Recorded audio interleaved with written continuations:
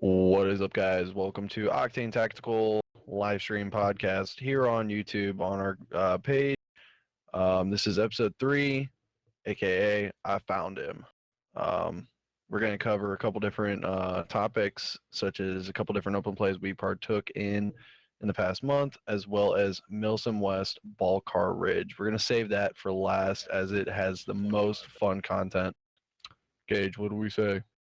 Push to talk. All right, we'll go ahead and just go ahead and introduce yourselves to everyone. We're gonna start at the top of the Discord channel and move our way alphabetically down the line, starting with Hunter. Go ahead and introduce yourself. Hey guys, it's Hunter back with this cringy intro again, and keep going, Gage. I'm Gage, and this is the third time I've done a cringy intro, and yeah. What's up, Pyatt here. I'm not on Octane, but I'm just here. Pyatt's a special guest because he was at MSW. And working the magic behind the live stream is Tice. I don't know how much he's gonna chime in, but let's go ahead and get it rolling with our first topic, and that is just open plays within the Ohio, Northeast Ohio area. So we played Warden and we played Sector 7.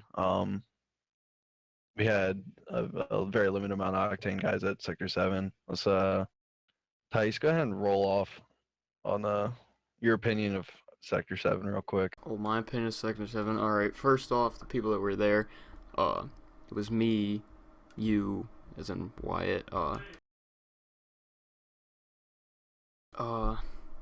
I was up there. I wasn't rolling with you guys. yeah, but Pyatt was there too, Devin.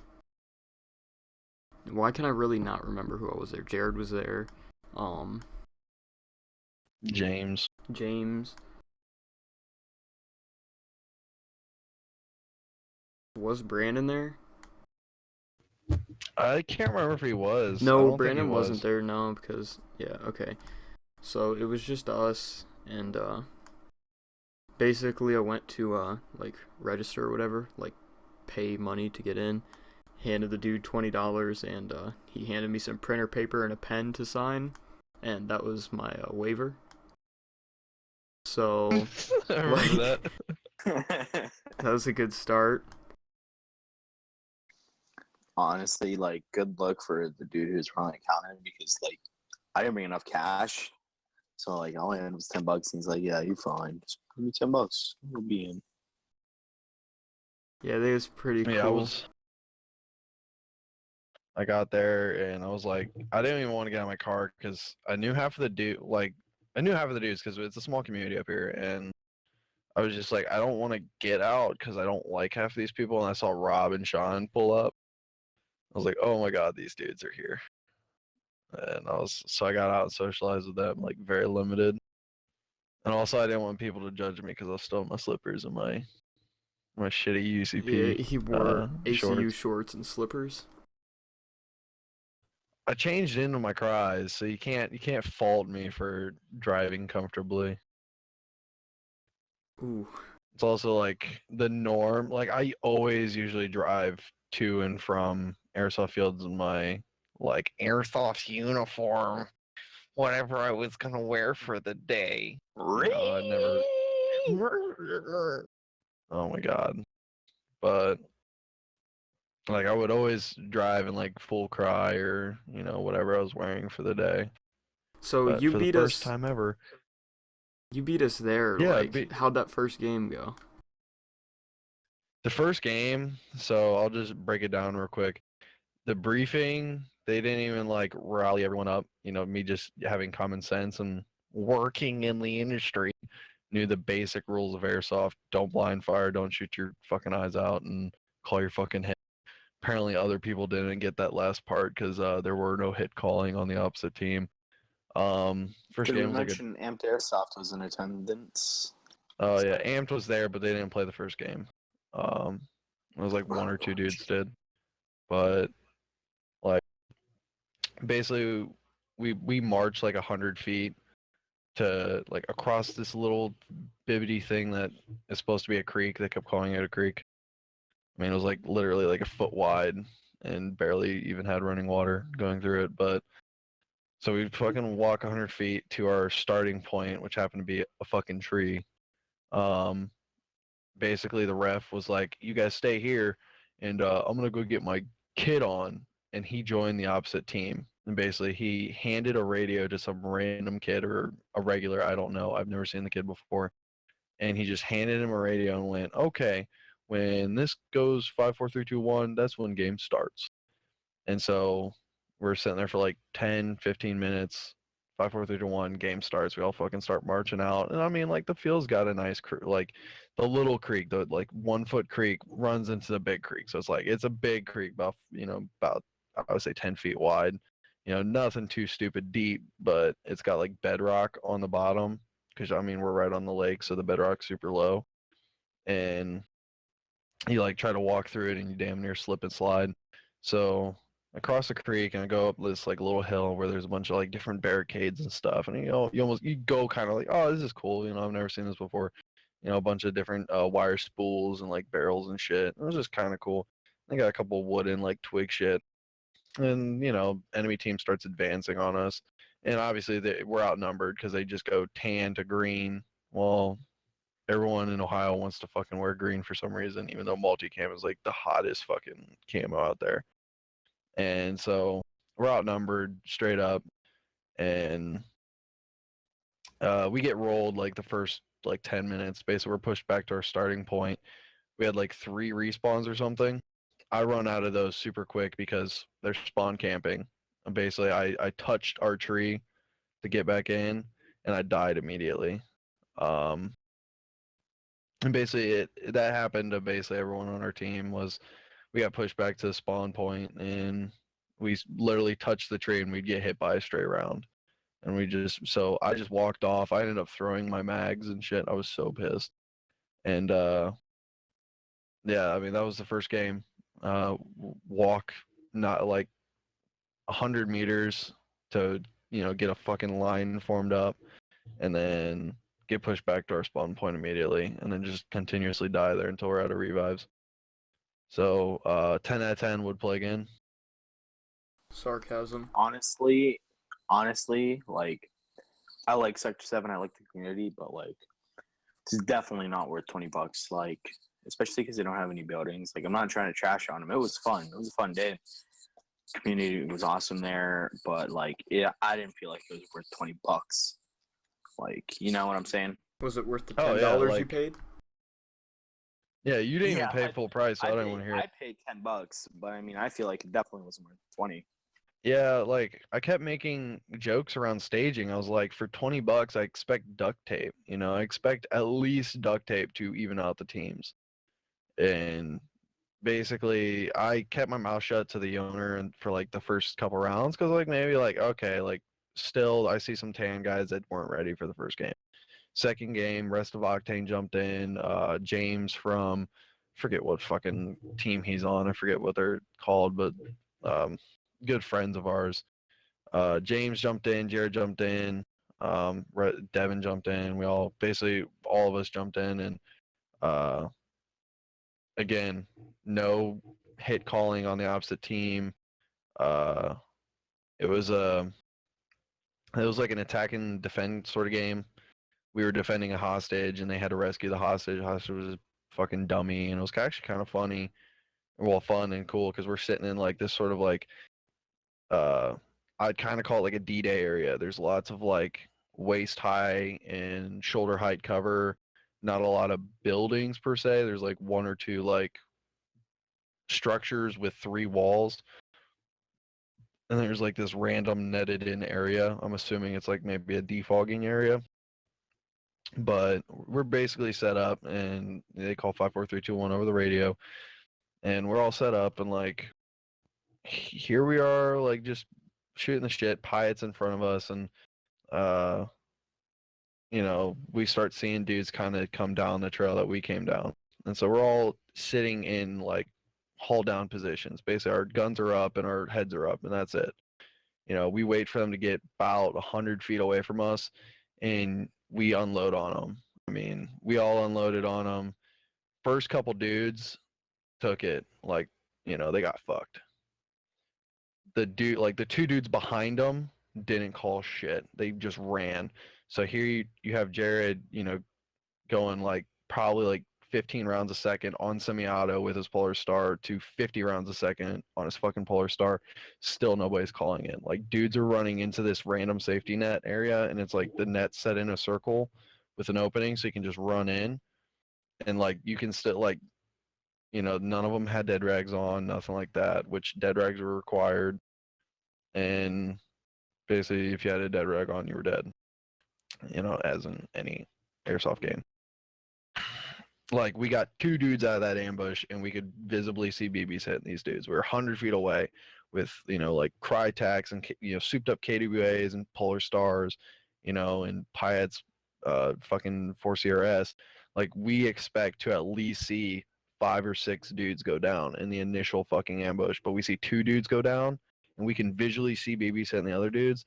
Like, get the fuck out of here. Like, stupid. One thing I experienced throughout the day was I brought a lot of pyro just to mess around, and not a single pyro hit was called, even though I was obviously in range. I'm pretty sure I have video of it too. Like, oh yeah, I threw like the ambush thing. There's video of that. Yeah, like Last video. this on the wasn't channel. during that. I think it was the next game. I threw my pyro at like a group of dudes right in the middle. Like, few of them spread off, but there were still dudes in the kill radius. None of them called it, and then straight came over and rolled all 4 of our guys. Like, what? Like, what? Yeah, it's just I think it's a mixture that of they were understaffed and they didn't have refs actually reffing. The refs were playing and shit like that. But rolling over they to need to have more of a presence, like ref wise, yeah. Without that, like, hit calling's a big issue, Yeah, my biggest stance on open plays is that there's a very, very limited like investment into that day. Like, ooh, gas and admission. Like, but that's all you technically have to pay in order to go to a airsoft place. Like, open plays are super, super limited, investment into going there. So if you have kids who are going, like, oh, it's just $20, I'm gonna take my Crossman and not call shit.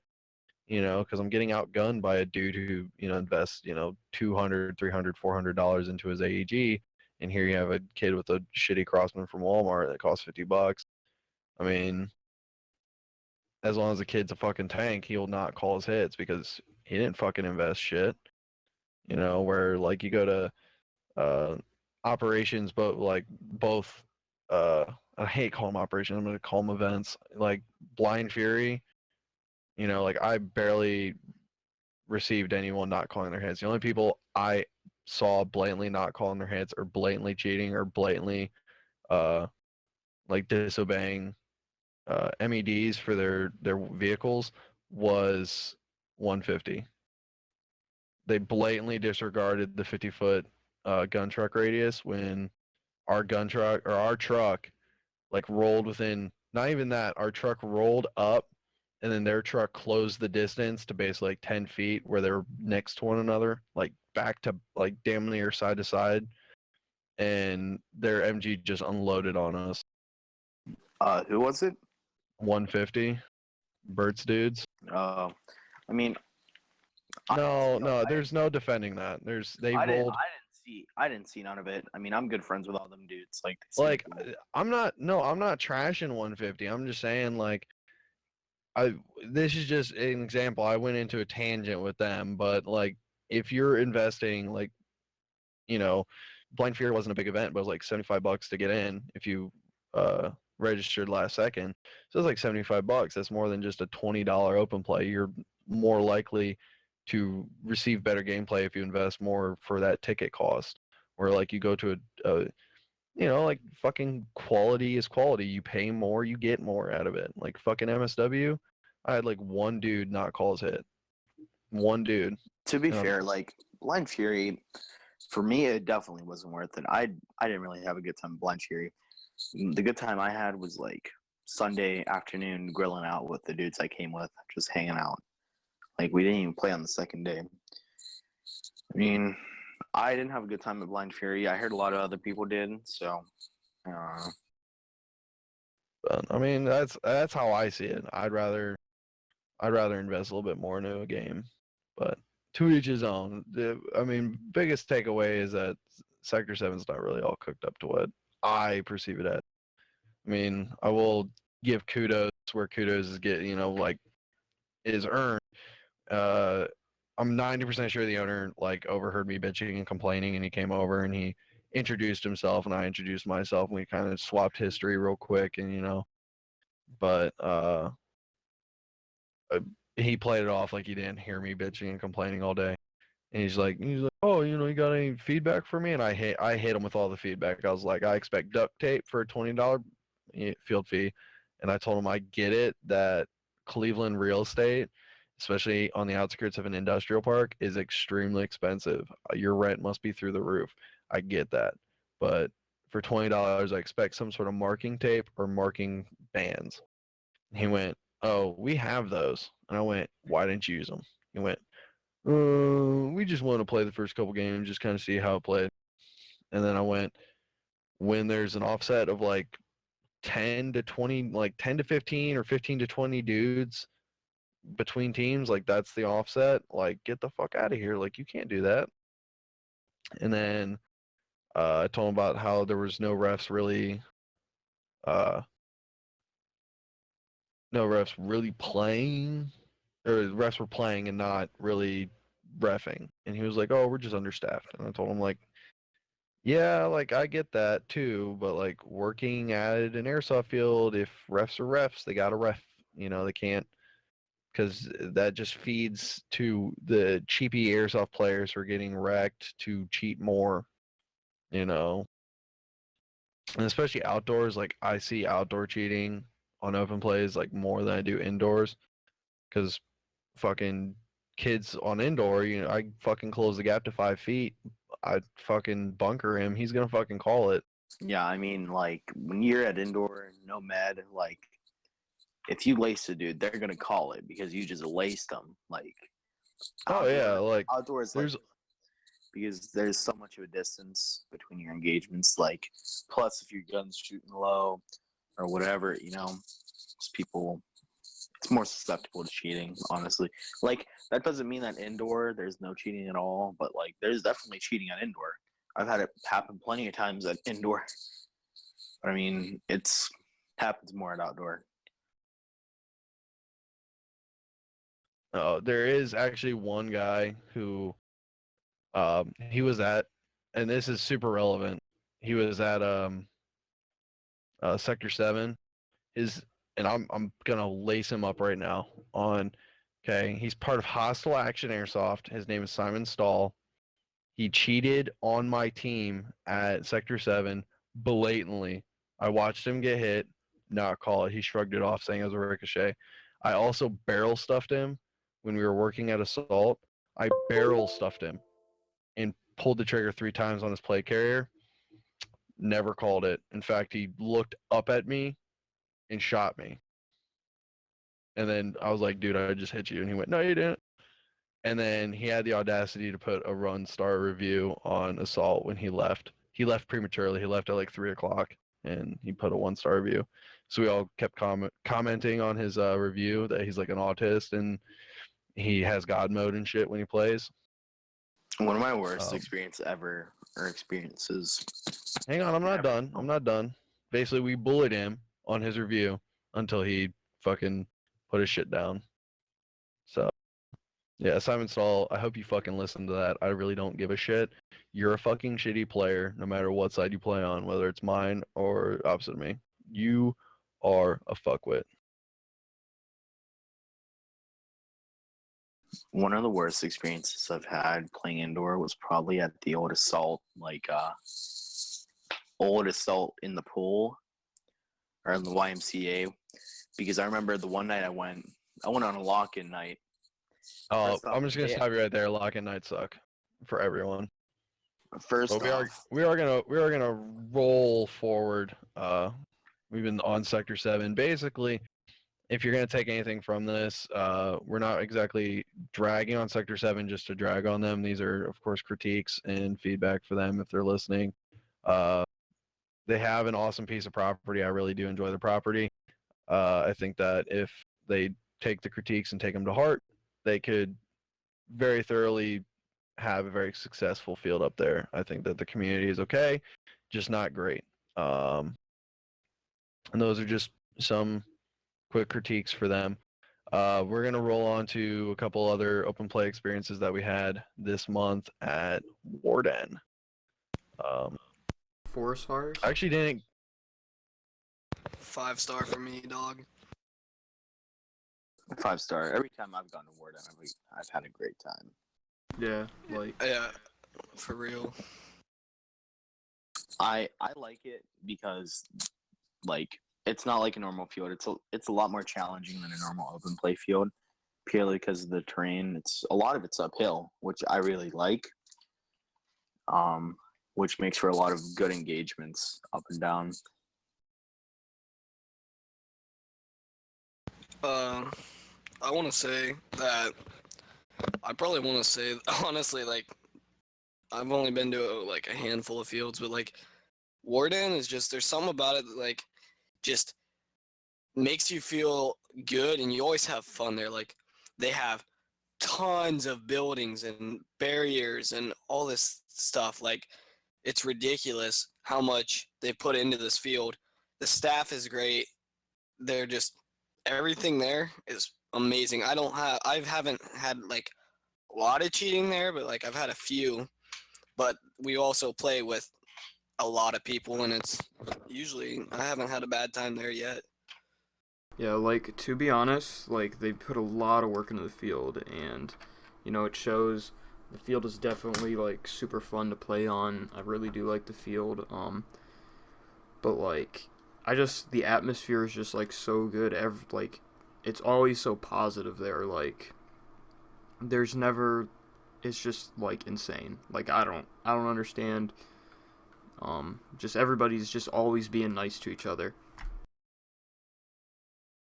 And, like, it's just like a chain reaction of niceness.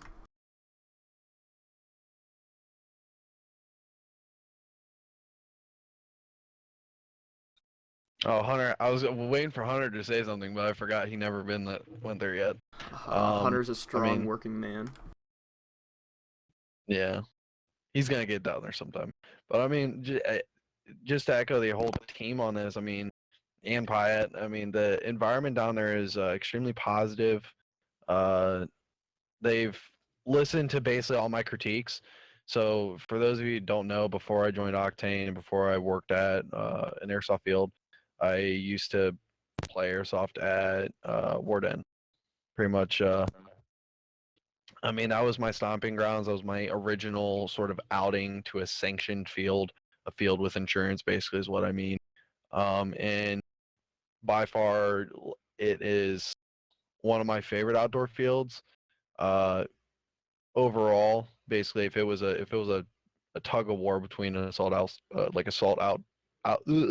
assault outdoor, like Warden and Sector, like Warden's got it, and it's just because of the terrain is hard, the terrain is rough, but there is like CQB sort of like, and I'm not going to use the word mount, but there is like a CQB area on both sides of the major hill.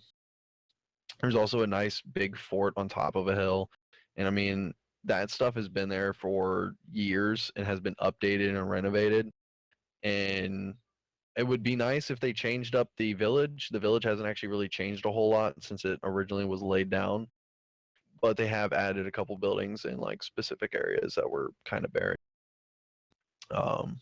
And it just also helps for it being a outdoor field and it being kind of in a rural area, and no one is super close to it, that they do like only 2 open plays a week, or not a week, a month.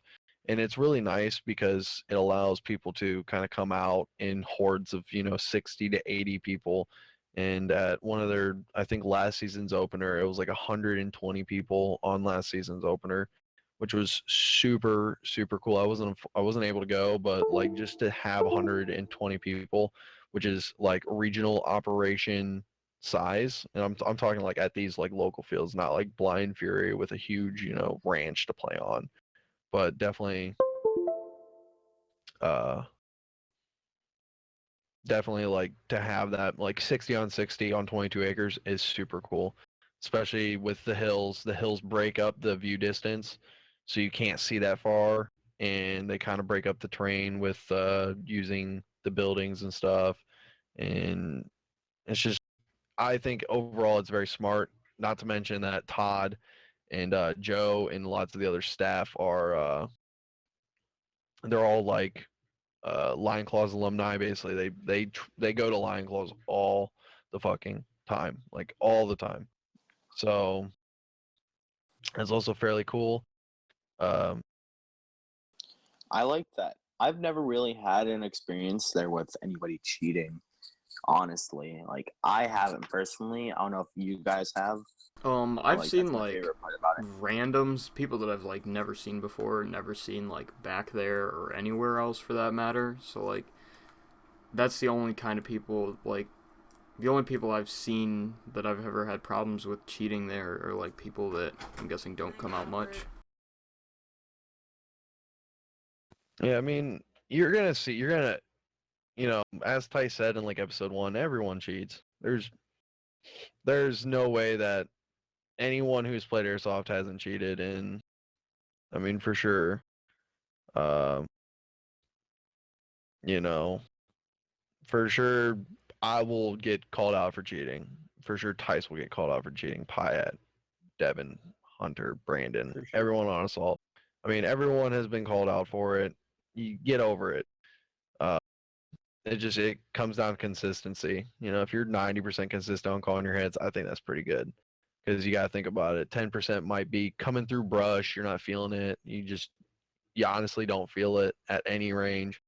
Your blood's pumping, shit like that. I think every person in airsoft, no matter what, like I think they talked about this in one of the ass camp. Like every person that's played airsoft has cheated knowingly. Oh, no- like, yeah, like There's no ifs, deliberately. ands, or buts about it. Like everybody who's played airsoft has. Like it's just a part of airsoft. Like you get over it. Like at the national level, like I've been to 2 Milsom West and Blind Fury. Like I mean, I've never experienced anything there. Like I think, like Blind Fury, I think we just rolled around as civilians, as like sheriff deputies or whatever, fucking around. But like I've never experienced something like that at a national level, just like at Warden, which because I feel like the community there is more mature, because it's a more mature atmosphere, because that's the way Todd keeps it. Like I really like that. Like I go to Mercer's, my local field, and what I don't like about there is that like it's so immature and just all the kids, and it's bad. Like it's not a very friendly environment for newcomers.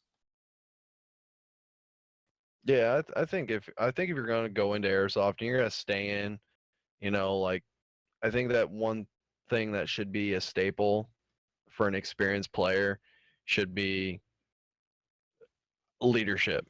It should be being able to mentor people. Like I'm not saying like teach a motherfucker how to tech. I'm not saying teach him how to fucking maneuver. Like I'm not.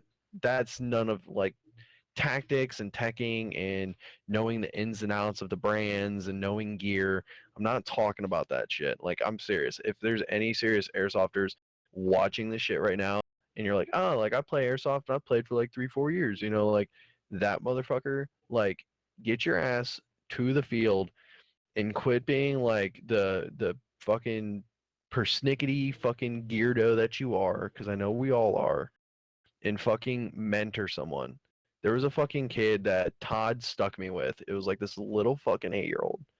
And he had a rental gun in his hand. He had fucking Walmart camo. He had Walmart camo on him.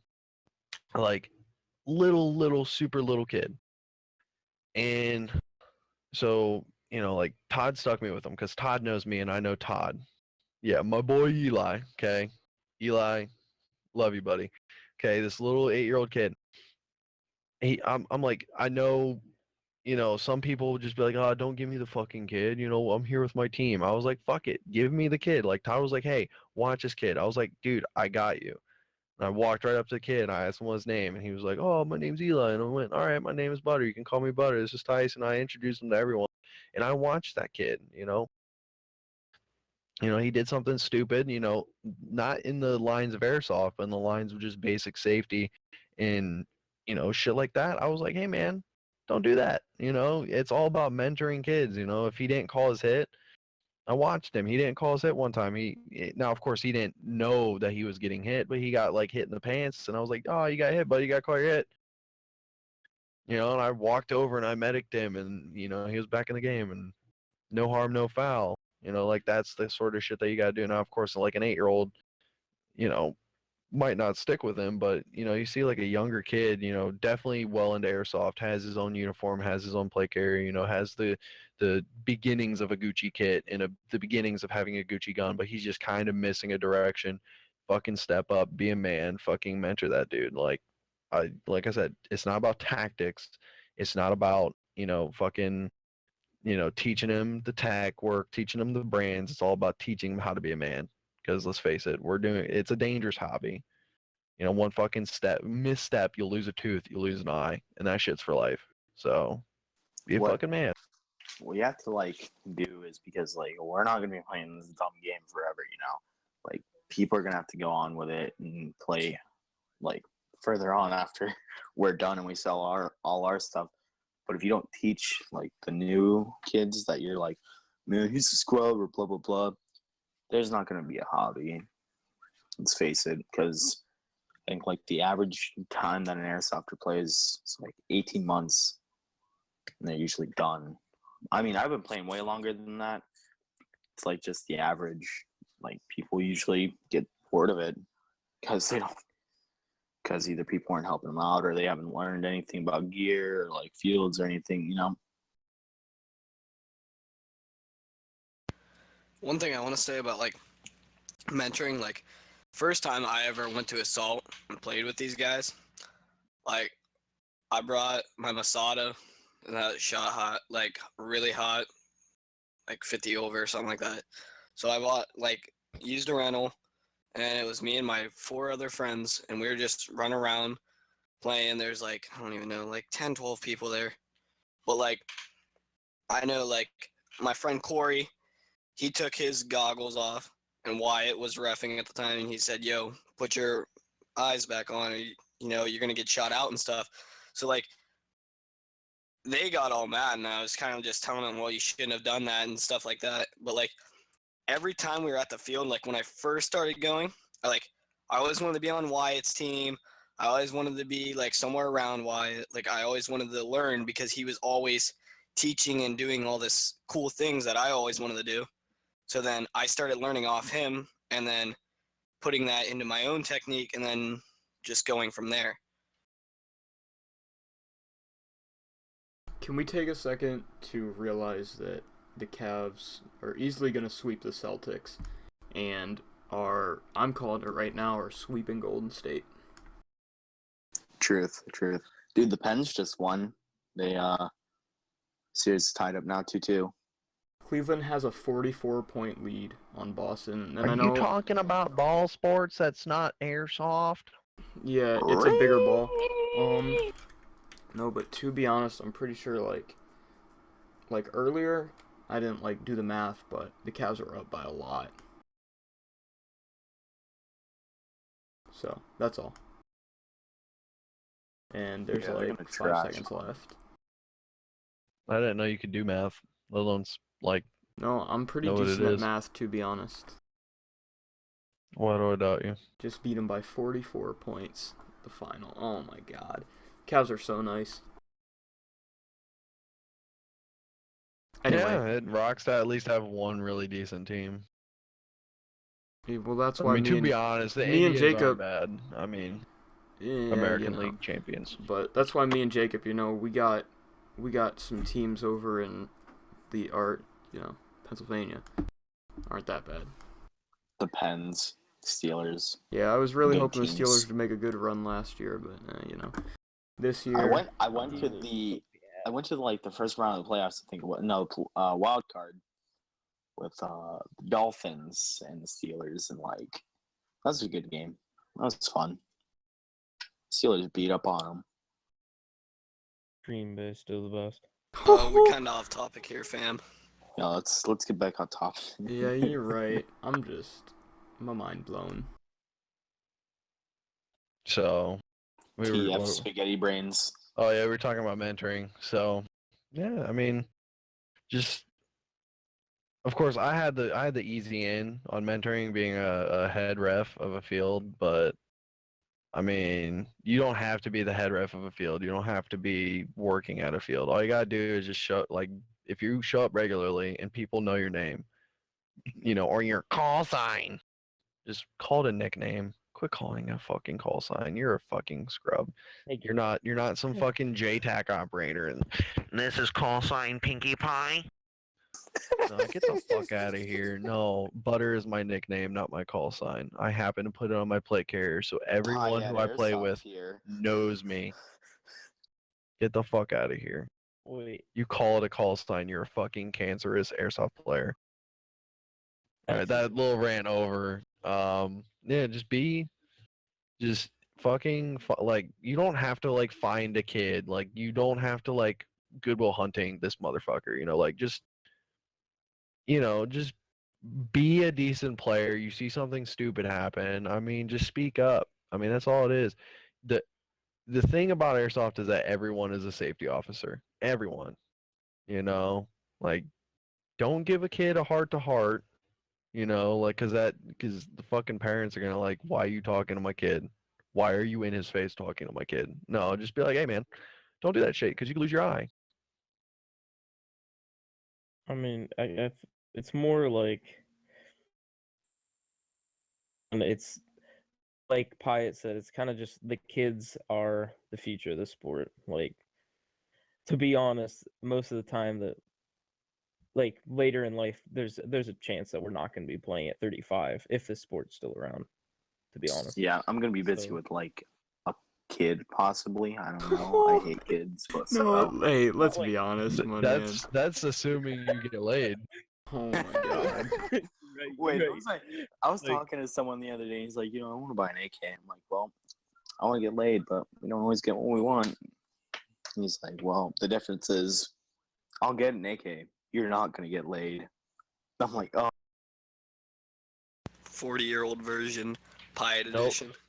Nobody got your joke, Pie, because we're all talking over you, which is fine. It's our About podcast, to not be yours. Dice edition too. I'll go lay down.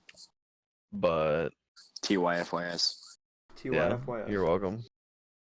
I did it for you, so you didn't have to. What is it? Meat and potato I time? refed. Sleeping on the side of the road. Meat and I potato ref time? for you, so you don't have to. But all right, Yos, we are getting very, very sidetracked. Thank you, Hunter, for continuously posting the topics. Our next topic, I don't want to go on to MSW because we're not exactly that far into the podcast. Well, okay, Let me speaking go of in Warden, for- we're going tomorrow, and, like, I have nothing packed. Well, no, I do have everything that I took to Wilson West is right now in my car. I have yet to unpack my car. Your stuff's gonna be all greasy. Oh, dude, I had to take off my rain jacket because I had to go out before the podcast, and I was like, I was sitting next to my friend. I'm like, I'm sorry, I smell like garbage. I forgot to take this rain jacket out of my car and dry it, so it smells like campfire and like mildew. And I'm like, I'm like breathing in. I'm like, no, I'm dying.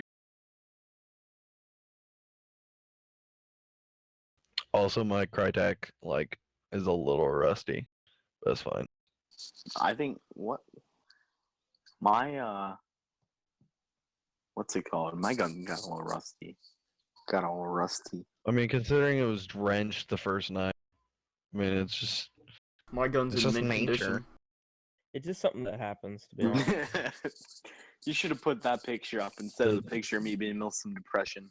Oh my the god. jokes on Tice. No, it's actually sarcasm. But Tice, if you can, put that picture up of your gun. That's doing the most because I'll have to download it and stuff, but sure, whatever. Dude, Just give me a second. Dude, this dude. This kid. So Also, is we there need anything else we want to talk Gym about before we squad. just get into? Should I don't know. assault. I don't know, Gage. No, I probably already did it. I mean, do you want to talk about why they're actually closed this weekend? No, not really. No, I mean, I really don't. gee, it's pretty touchy. I don't want to. I mean, and this is not me tiptoeing around a topic. This is just me. It's not worth our time. Yeah. Yeah, assault exists. We reference it. You know, it's a different style of play than we have adapted to and changed to. Um, I've said it multiple times. I like the outdoor field. I think it's probably one of the best terrains I've played on. It's got a mixture of everything. It's got, a couple decent hills, different change in elevation, water features, which is really, really cool. Props that and of course, the way it's set up, it's off limits to be around, but there's an oil rig on there, or like an oil pump, which is kind of cool. You stage right out of your car from flat ground. You walk on flat ground to starting points, which is, again, super cool. But the overall downfall has always been the overall downfall of the outdoor field has just been no structures. But the owner has talked to me, as I've worked for him and we're friends. He's told me that over the week, or not over the week, but over the month, structures will be built, and hopefully the village will be done by that point, which will be a nice feature, and we'll probably go down there to check it out. The indoor has been the indoor. We've been there, we worked it. I kind of don't care for it anymore just because it's indoor. I'm changing to more outdoor Milsim sort of shit, which some people like indoor, some people don't. I've come to the point where I'd rather just work throughout the winter and like go to like frozen feet, like once or airsoft once or twice throughout the winter and just play all the time in summer. But yeah, that's all you guys really need to know about assault. Yeah, that's really all that we need to do on kind of updating on that. Are we should we talk about like our special thing we want to do at Caspian Breakout? Task Or Force should No, Spaghetti? we let's. keep that? Should we keep that on the low? No, we can hint at Task Yeah. Force Spaghetti, but let's not talk about it yet. Yeah. Like, Just Milton West, they allow. We don't know if it's going Groups. to happen though. They allow groups of 9 or more to do special NATO camos, and we're thinking about doing that. So, like, we have something in mind. So, if you're interested, hit us up. It's gonna be pretty dope. It's gonna be really dope, actually.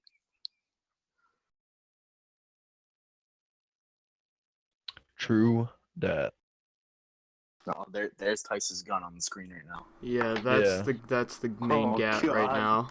Actually, I replaced the gray duct how you tape did with. that. Well, we'll get into that. Do you guys want to just start off? I mean, there is a lot to talk about. Yes, because I'm dying to hear this story. Please talk. All right. All right, it all started just- pre-Milsim the West, story is- around when the roster was released and Facebook groups started being created. So. Oh God, you're dropping back pre MSW. Oh, there's like 3 some months good prior. stuff to talk about. That's where most of the good stuff is. Yeah, you got it. All right, you're right. So like, you already know. The Hold on, chicken what's in my smelling pocket? chicken. Alright, I was not comfortable, to be honest.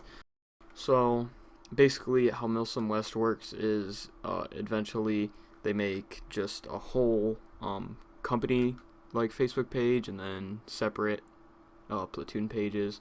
So, we're kind of gonna drop in around when the platoon pages were made and the roster was released. So, like, our platoon was 5th Platoon. 5th Platoon, you'll hear 5th Platoon a lot throughout whatever we're going to talk about next. But 5th Platoon was lit, to be honest. Our fire team, like starting from the bottom and working our way up, our fire team was me, Wyatt, Ryan, and then your boy Brendan Maitland. Brendan Maitland will be. He's That'll the be most another. famous dude. It'll be a of them all. recurring name. Legitimately, the podcast battle- is named after him. So My favorite battle of the game was the battle for little kids to get cell phone reception to call their parents. to be honest, that was the hardest battle. Chill. His battery ran out, so he kept trying to get my phone. Whoa, you're like, skipping nope. ahead. Spoilers. All right, so after that, the squad we were in, so our platoon, like, there was 4 squads of people registered under TF Black, and TF Black was like a mixture of the Green Mountain Rangers, Rapid Contingency Group, Disruptive Dynamic Applications. whatevers. Yeah, them. I think Pain X's group. I'm not sure what they go by. Like, Yeah, basically anyone from the fucking the New York area. yeah, New York, Like, who East plays Airsoft. Coast, Carolinas. Where is Payne X from? Is he from Pittsburgh? Queens. He's from Queens. Yeah, Pain X is New I York. didn't know where he was from. Because he was like, I'm a dude from Queens, and this is the hardest camping I've ever done. I've never camped in my life. Honestly, he's No got way. to be fighting to survive every day. I mean, he lives in New York. Well, me and Pyatt were talking about Yes. earlier, like, is New York a real place? Like, especially Long Island. Think about it. Like, okay, so everybody goes, all these tourists and stuff. What if it's like North Korea? You know, you go there, and like, this is deep. Like, this is just like, I just was like thinking about this last night. Probably when I was pooping or something. But like, I hate you so much. what if New York isn't a place? the Like, what if it's stupidest like person North I- Korea? I You hope go there you and know. everybody's pretending they're having a I great hope time, you know. This But person, no. Hunter, I can't even understand what you're saying because you sound like you're talking through a pillow. But what if New York is like legitimately like North Korea? Like, everybody's starving. Like all the Like- conspiracies, like everything you heard Tice- is true. Like Tice said, people live there, but Right, nobody do you knows know anybody that lives lives there? Like, honestly, Right? who Like- can somebody? Does somebody know somebody that lives on Long Island? I don't. I have 5 family members that live in New York. I told you that. No, It's he's, like- you it's think like you in think every- they it's live like in in they every live on movie. Long Island, Long Island, or like It's Oh, like in stateside. every movie when something goes wrong, they're like the Italian dude's always like, "I got an uncle for that," but that Italian uncle never shows up. Okay, that's what New York is like. Does anybody there really?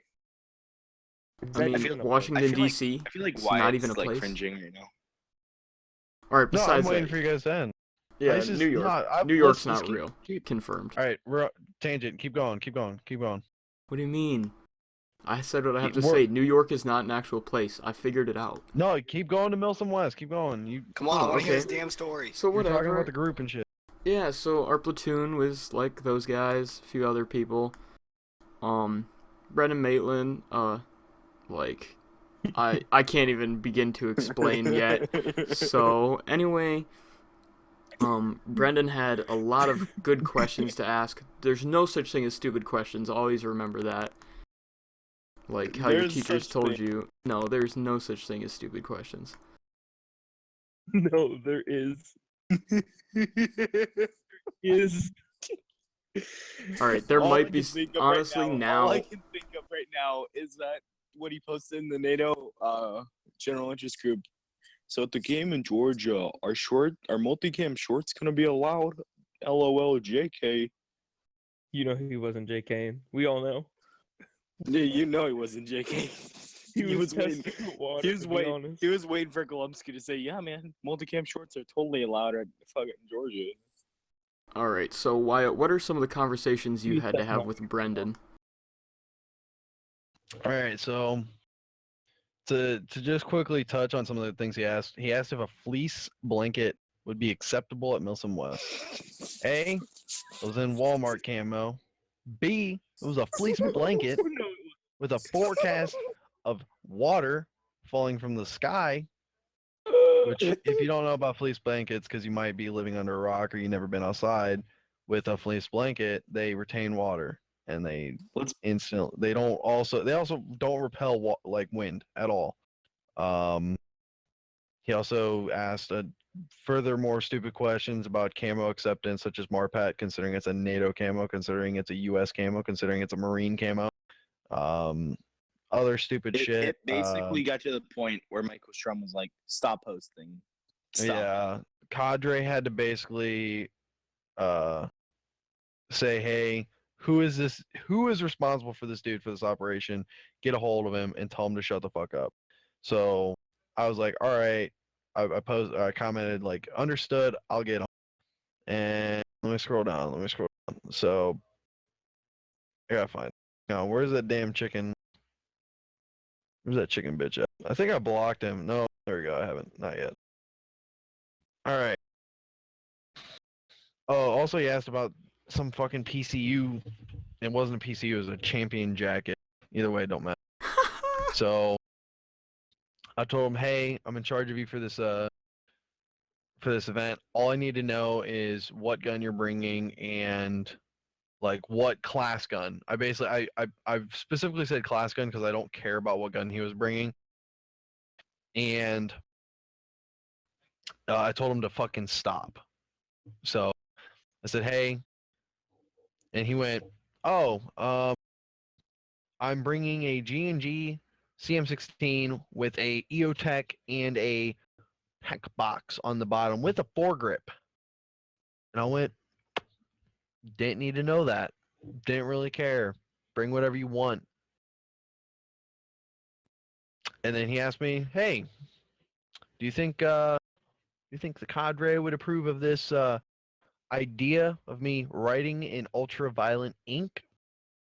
And I went, you don't need to write shit down. You're not responsible of anything. You basically need to just pack what's red and shut the fuck up. And he just basically put never mind, period. I remember going through check-in with him because I showed up at like 4:00. No, probably like 5 actually. I showed up at 5, so I went through in processing a little late. And I remember he didn't go through in processing till late too. And I remember like it was just pouring rain. He pulled out all his stuff, laid it all over the place, no tarp. I'm like, dude, we're in a sand pit and you're laying your stuff all over the place. He's like, well, it'll be fine, man. I'll be fine. Next thing I know, he's like over there complaining, like, man, all my stuff's got sand in it. I don't know why. Like, oh my God, this kid. And then the point where he kept posting on company thread and asking stupid questions. I went, quit posting on company thread, you block. You're starting to get me in trouble with platoon staff. If you are asking questions, filter them through me. And they proceeded to ask about $20 champion jackets that are like in a gray color. And he kept wishing me luck on the 12th when I wished him he would die. That's deep. Then basically, he asked me like, hey, like, should I bring an extra pair of pants? I said, you don't have to, but you're gonna be uncomfortable when you get, wet. Like, that's just common sense. Shut the fuck up. That's basically where the PMs kind of stop with Brendan Maitland. But we rolled up, yeah, like 2:00, or we got there at like 1:00 or something. Got out of the car, and packed up, and we rucked over to staging. Staging was like 300 meters away down the road. We headed over to staging. I see this derpy fucking looking kid with all his shit unpacked on top of a tarp in the grass. And I go, there he is. That's Brendan over there. Hey, shout There out to he the is. main man. If you want to check out his Are you YouTube guys- channel, just link that stuff. Oh yeah, just you don't even have to worry about a link. Literally look up Brendan Maitland. Yeah, like he's a pretty big M-A-T-E-L-A-N. YouTuber, Brendan Maitland. pretty At famous least you to guys be know honest. that you have a down to earth guy for this next Milsim. That if we go, we could just invite. So Gonna wear the multicam jorts. Yeah, basically we walk up to him and I go, I introduce myself. I'm like, like I am your team leader. We spoke on Facebook. yada yada yada. And I mean, I was expecting him to kind of like be a little off. I wasn't expecting him to be on the spectrum. This kid legitimately was on the spectrum. And this is me, like, I'm a very upfront person. Like, I'll be upfront about it. I believe autism's not a real thing. I believe it's a side effect of bad parenting. It's basically telling children they're special. So We're being an edgy stream right now. I'm very edgy. I'm being straight honest.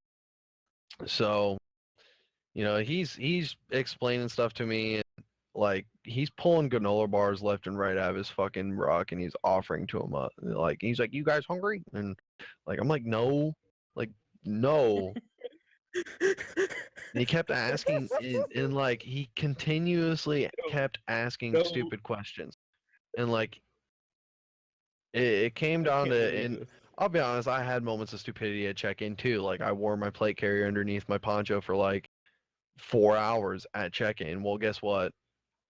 I did do it for a reason. It was because it was under my poncho and it was dry, but I should have just sat there and been comfortable. But that's besides the point.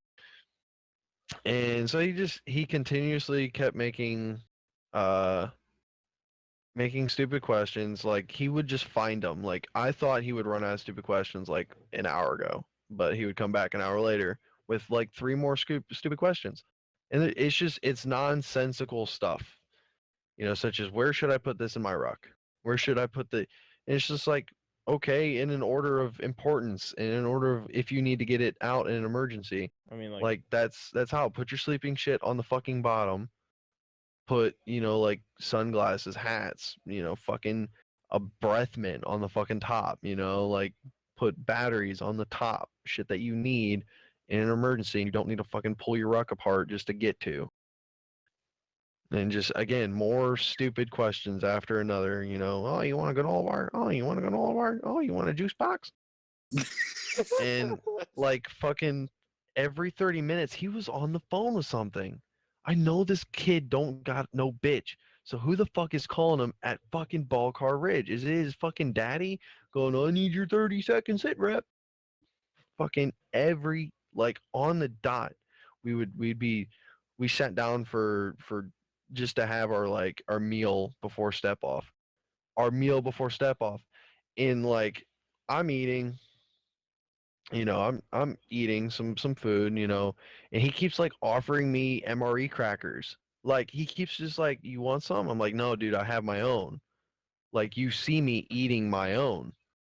And he just kept like offering me crackers and shit. And like at one point, no joke, and this is me, no joke, like he fucking dropped like a bit of like MRE jelly on the fucking floor. Please don't. Like he he dropped a little bit of MRE jelly on the fucking grass, and he like looked down and stared at it, and this is the noise he made.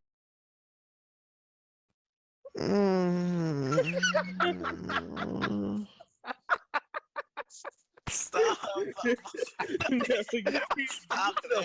like that. Fucking stop. No. And he went, he had to like, he looked up at me, okay? He looked up at me and he went, and like he kind of canted his, like how dogs cant their heads, like 45 degrees. Like he went, and canted his head. I'm And crying. No, so no. I'm like This is looking not at this allowed. kid, and then he continues to like look down at it, and then he looks back up, and then like a snap of a finger, like someone like magically control this kid, snap of a finger, and he went, oh well, it's biodegradable. Of course, it's food. You don't pump plastic into your body. Of course, it's biodegradable. Like, This kid. No. He's coming to Milson West just so I can bully him the entire time. I will be kicked out. I will let it happen. there is no such thing as being kicked out for bullying. Milson West is nothing but bullying. Dude, I remember like Opie Taylor made our buddy Cross do burpees for like, I think he like was wearing an Air Force PT jacket over a picture of General Mattis. Oh, what's up? Oh, what's up, Ronnie? I didn't know you were watching. Ronnie, Tice is gonna send you a link right now in the chat. What rucks we used for Milsom West? They're really affordable, like $60, and you can get them on Amazon. So Tice, hit the boy up with it. Yeah, I got him. We're gonna move on. So check-in was pretty uneventful. Whoa, whoa, We whoa, just whoa, kind of whoa! like Time ran out, into time a out, couple time out, dudes. time out, time out. Can we note something real quick? No, I got one more good Can we thing note something about. real quick? Shut up, Pyatt. I'm talking. I got Oh, one hang more on. super good thing about I check-in. want to add one more real. You know, your boys GMR were there or whatever, and Ronan walked over, and Pyatt goes, "Hey," or not Pyatt. I'm sorry, Pyatt. You and Maitland are such alike. I just was confused. Oh, I right know there, where you're but, going with this. I know. Maitland's like, "Are you GMR? Are you Ronan?" He's like, "Yeah." And Ronan was being like super cool talking to him, and Ronan was like, "You come here with anybody?" And he points over at us, and he's like, "Yeah, that's my team right there." Oh yeah, I remember that. Just as a note, I wasn't with Tyson them. I wasn't with Octane. I was with Yeah, he I was think in I a different second platoon. platoon. I was in second platoon. Yeah. I want to add that when I saw Ronan, I was like, "Oh, Ronan's finally here!" Like, cause he was assigned as our squad leader. Of course, that never happened. But I was like, "Oh, Ronan's here," expecting him to kind of like see who he was with assigned, but that's neither here nor there. And so I go, "Oh, Ronan's here." Maitland on a dime. I'm trying to snap here. Hang on, my hands are dry. Hang on. Fuck it. Either way. So on a dime, this kid snaps his head directly at Ronan, and he's staring directly at him, and he goes, "I don't see him." Okay, now that's not the kicker. Okay, the kicker is he snaps back to me. And like we all know, like the autistic snap. Like we're not talking like, oh, like like he snapped his head like a normal person. Like the autistic snap, like the head moved like almost independently of the neck. Like his head almost had more momentum than his neck could handle, and his head kind of like snapped in forward towards me, and he went, "I wonder if I could get his autograph." I didn't even know about that. Oh, for fuck's sake. Guys, I gotta go. Guys, I can't do this. Fucking kill me. What? So I would have seen that out I of think Tice, to that be was the honest. highlight of check-in, was hearing this kid not only make unhuman noises for dropping jelly on the grass and contemplating the idea of getting an autograph from a YouTube celebrity who's more infamous than he is famous. But let's face it, shout out to gmrgear.com. They have really nice gear. I own like pieces of gear from them. I like it. I'm dissing Ronan on a level of him doing his own things, but deep down he's a nice guy. I had very short interchanges with him. Nothing snarky, nothing uppity about himself. He has his own style of airsoft, and we are literally all entitled to that. So Okay. moving 10 out on of from 10 was check-in. a super nice dude. Especially Tice. Yeah, Especially Yeah, 10 man. out of 10. After, Would after the recommend game, after the talking game, with I got a Ronan. picture with him. Like he was really cool. Yeah, Yeah, Pyatt's like- wet. My He's a whole group fanboy. walked over and we were like, "Hey, man, can we get pictures with you and stuff?" He's like, "Yeah, man, for sure." And he introduced us to all of GMR. I'm like, "Dude, you're awesome." So let's move on from check-in. We're basically rucking out at this point. We're in a platoon. We're in a platoon staggered column. So basically, how that looks. Gen is 1's that, on at this point. Yeah, Gen 1s are on Gen our 1s. helmets. Basically, it goes by squad. So first squad's in front, second squad's behind, which is our squad. Third squad's behind us. Fourth squad pulling up the trail, and then you got platoon staff, both the sergeant and the leader, moving up the center portion. And we're basically on each side of the road, so that way cars can pass and whatnot. So we're rucking out. We're moving forward. Basically, at this point, Brendan Maitland's as useless as potato. He's basically just following me at like arm's length. And again, that's another trait of autistic people, is that they don't give you space. And they want to be close to you. And it's Okay, probably because so- they have a weird addiction to like body heat and body smells. In So- Pain X's video, like when he showed the part like where we were walking in, all I noticed was like I didn't notice this at the time. I noticed this in the video. Brendan Maitland was like inches away from me. He was right behind me the whole time, like with his big poncho just covering him. Like he didn't even have it on. He just like had it thrown on top of himself. Oh, that's right. But, He was like- following you, not me. Yeah, Ryan like was behind I me. didn't even realize he was right behind me the whole time. Like in the video, it looked like he was Oh. almost touching me. And his inability to Somebody conform to the herd. Like we were all in a staggered column, like literally everyone. You could look up and down, and you could tell that if you are not on the side of the road, you weren't doing something right. And here he is, smack dab in the middle of the road between me and Tice. So I point over at him. I go, "You be right behind Tice." You Oh, know, he and got right I behind said, me. "Give him space, though." And he was like, "Okay." Obviously, the space is like a mouth breath away. Alright, so when we were rucking in, pretty much plans changed because, you know, some stuff changed right before check-in, or right before, you know, the game started. So they we basically kind of... realized that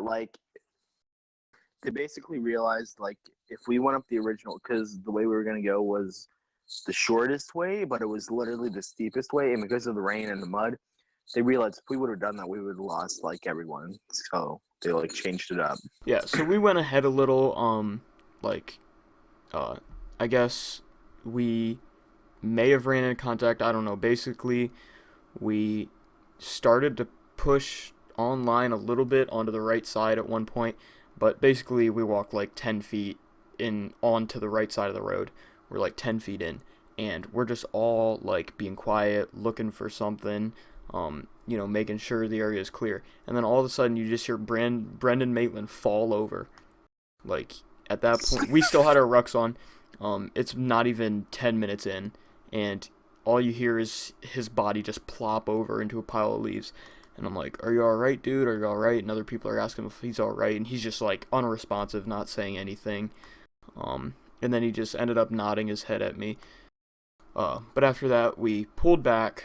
We kind of backtracked up the road a little bit, and we got into the field more, and then dropped our rucks at the original place where we dropped our rucks. After that, pretty much it was dark enough, all the nods were on and whatnot, but it was pouring down rain. It was like humid from the rain and the heat. There wasn't much heat, but it was humid. So, night vision stuff was fogged up. iPro was fogged up. It was like muggy. It was very muggy. But anyway, we pushed up online. We ended up getting to... Well, okay, so we get up online. We're about to push up online. And Brendan Maitland, we're trying to tell him where to get, and he's just... It's like he's deaf. It's like he's just not listening at all of a sudden. So, like, we eventually gave up on trying to tell him where to go, because he's kind of just so focused on something, I don't know. But, like, he just wasn't acknowledging anybody. So we pushed up online. We ended up getting to the... I want to say it was pretty much the main road. It was the road that we ended up setting our camp up on. But we get to that road, and then just our squad pushed up online, further up towards the top of the hill, towards the top of towards the radio repeater site, actually. And at some point, everybody except for me and somebody else, like, it was too dark, I legitimately don't even know who it was. Me and somebody else were the only ones we were still pushing up.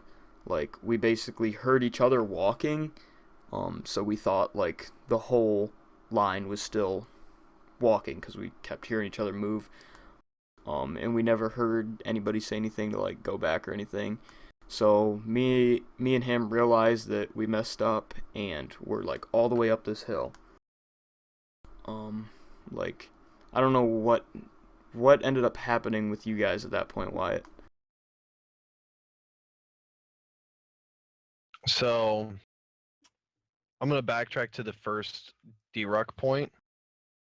So when we first D-Rucked, Brennan of course had a hard time getting out of his ruck because he haphazardly threw his poncho on, but he eventually D-Rucked after like falling down twice.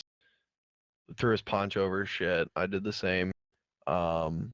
We got all online. We start pushing up, and basically, I was the way we were lined up. I could basically see down the line and see all four faces.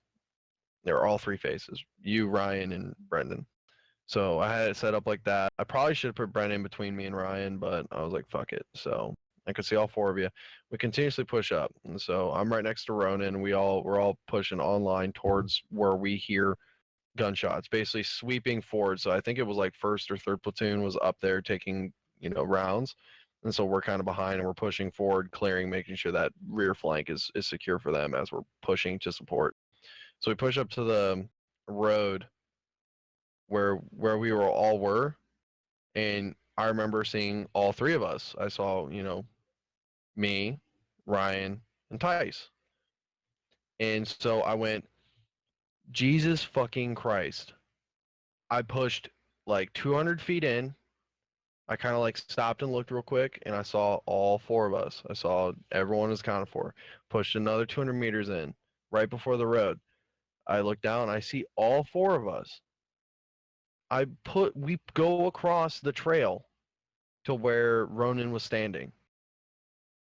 And I look, and I don't see Brennan. We moved like 20 feet across the trail. And I lost the kid. Not even we're like we are literally, I checked the time. I'm like, we're an hour and a half in, and I already lost someone. This is bullshit. Like, how the fuck do I lose this kid? I'm gonna have to like write a fucking letter to his mother and be like, I'm sorry I lost your autistic child, but at the same time, you probably shouldn't have let him come. Thank you for your service, Brendan. So I'm like, I'm thinking how I'm trying to explain this to Alex, who is our platoon sergeant, really, really cool dude, like captain in the army, fucking badass dude. So I'm like, I don't want to explain it to this guy that I lost the autistic kid in the platoon. I don't want to explain it to him. Okay. So before we're all pushing up online, and I'm glad Tice omitted it so I can explain it with my excellent delivery. We're all about to push up online a second time. So we're at we're at where most of everyone is. All the 5th platoon, a little bit of like another platoon, I think it was 2nd. And the Humvee's in front of us. And Ronan goes, all right, everyone online, we're going to push up this hill. And right as he says that, I hear someone fall. And I look over and I see his big fucking stupid Mitch helmet. And I point at him and look at Tice and I go, I found him. No, that's not what happened. You're so confused. Am I confused? You're confused. Oh, All right. no. Let me now I take it. Let me remember. take it. Okay, Stop, you stop, broke stop. your Don't gun. try to. Yeah. Okay. Don't try to fix anything. You've already ruined enough. All right. Push. Yeah, I probably did. We lose Brendan. Okay. We forget about him. We're like, all right, whatever. Oh, He's yeah, dead. that's right. We come to facts with the kid's dead. All right. We'll never see him again. We'll find his body in the morning. We're not gonna worry about it now. So we get up online. We start pushing up the hill, right? And that's when me and this other dude got lost, and everybody else went back. They ended up going back and getting their rucks. Me and this other dude, like, I end up seeing the taillights from the Humvee, so I can't see anything at all. Night vision doesn't do anything. Gen 1s do not do anything. Gen 3s don't do anything at this point. So I just start heading towards the light, like, legitimately, like, just going towards this red light on the back of the Humvee. And can't see where I'm stepping. I'm just falling, like, every 30 feet. And eventually, like, I make it back to the Humvee, and we're talking to Michael was there, so we went straight to the CO because, like, couldn't find any other cadres or anything, and we're like, we are lost. We don't know where the rest of our platoon is. And then the whole rest of 5th Platoon came walking up the road behind us. And that's when I also realized my gun was split into 2 pieces. So, sometime when I was, out of like the 20 times I probably fell getting back down the hill, the dude behind me probably thought I was a retard, but, I was just trying to find some people. My gun, it broke the threads for the barrel nut on the receiver, broke off. So, like, I was able to kind of push it back together. I wasn't really worried about it, but everybody has their rucks, so the rest of 5th Platoon got their rucks and had came back by this point in the time that we were lost. So I find Wyatt and Ryan, and, like, I'm like, okay, I broke my gun, and we're talking about, like, what we're about to do, talking about me getting my ruck, and I'm like, did you guys ever find Brendan? And all of a sudden, just, like, some dude face first falls down the hill. I don't even see Wyatt turn around, and he goes, found him. And it was the funniest thing ever. Kid just, it's like he just dropped out of the sky. Better delivery than me. I can see like a dead chicken just flying down the hill. That's what I picture Crying, in my dude. head. It's just some dude. crying right now, bro. Dude, what got me is that he had his ruck, flying down a hill. meaning that someone took responsibility of this child and took him back to his ruck. Unless he never dropped it. All I'm picturing this fucking chubbier kid, like, just He probably did reaching it, his arms out, has his gun on a Probably just sling, did just walk reaching away. his arms out, walking down the hill, and then just It was face first. I know that. Because I remember his ruck sticking up on his back. And the funniest, like, Wyatt didn't turn around and he's like, I found him. And I was like, who found who? And then I realized it was Brendan. And, we found Brendan. He found us, to be honest. I mean, crazy stuff happening. But anyways, I didn't have my ruck, and everybody else has their ruck, and they're, like, getting ready to do stuff with their rucks, like, sleep and stuff and be comfy or whatnot. So, Ruck stuff. me and Andrew and somebody else. So Andrew is one of the dudes from Rapid Contingency Group. They got Gen 3s, so they can guide me back. I left my gun and helmet with Wyatt because, I'd broke my gun anyway, and I was like, we're just going back to get my ruck. I'll be back in no time. That was a big mistake. Or, that's not how it worked. So we go back to get our rucks. One of the guys I was with, he had to leave us. I'm not sure what happened, but he had to leave. So it was me and Andrew. So me and Andrew start trying to find our way back. Like I said, it's super humid. Night vision is all fogged up. So, we can't see anything. And we keep taking wrong turns. We can't figure out where we're going. We're walking up the path, and we come to a house, and we're like, I don't remember passing a house. So we go back, and, we have our rucks on this whole time. We're walking up and down hills, just trying to find the path again. Eventually we're like, okay, we're pretty sure this is the way. So we found a trail, and, it's in the right direction and everything. So we start to head that way.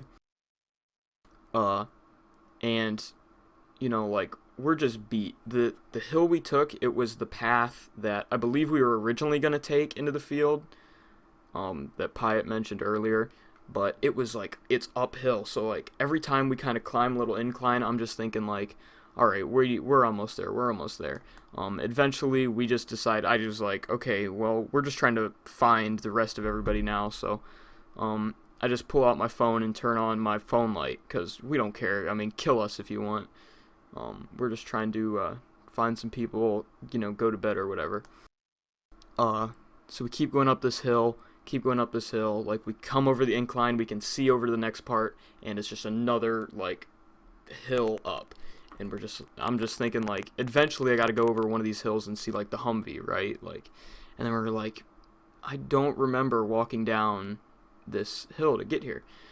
So, eventually we stopped, because we were just beat. it's pouring down rain and we're just soaked.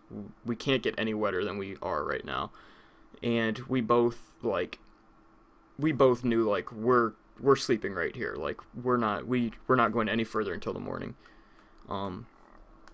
So I have no gun, no helmet or anything. I do have my ruck, so I don't worry about putting up my poncho or anything. I'm like, all right, I'll just crawl inside my bivvy and get all nice and comfy, even though I'm completely soaking wet. The inside of my bivvy was dry, the only dry thing, which was pretty nice. So, my sleeping bag and woobie was nice and dry for a few minutes. So, like, I kind of crawled in, finally got in, and I just threw my ruck on the ground like it was soaking wet, so I kind of used it as a pillow. And I tried to zip up my bivvy, like I couldn't really tell what was going on. It was so dark. I was so fatigued. I was just trying to get inside of it and like zip myself up like a body bag, to be honest. So Pre-bagged for your convenience. Why do I have a feeling this? it gets cold, right? like- The night, I don't know how cold it got. Like it was People It were was saying that it 40. was below 40. it was like 40, I think. it was cold. But it was 40, rain's pretty cold, water's pretty cold when it's 40 degrees.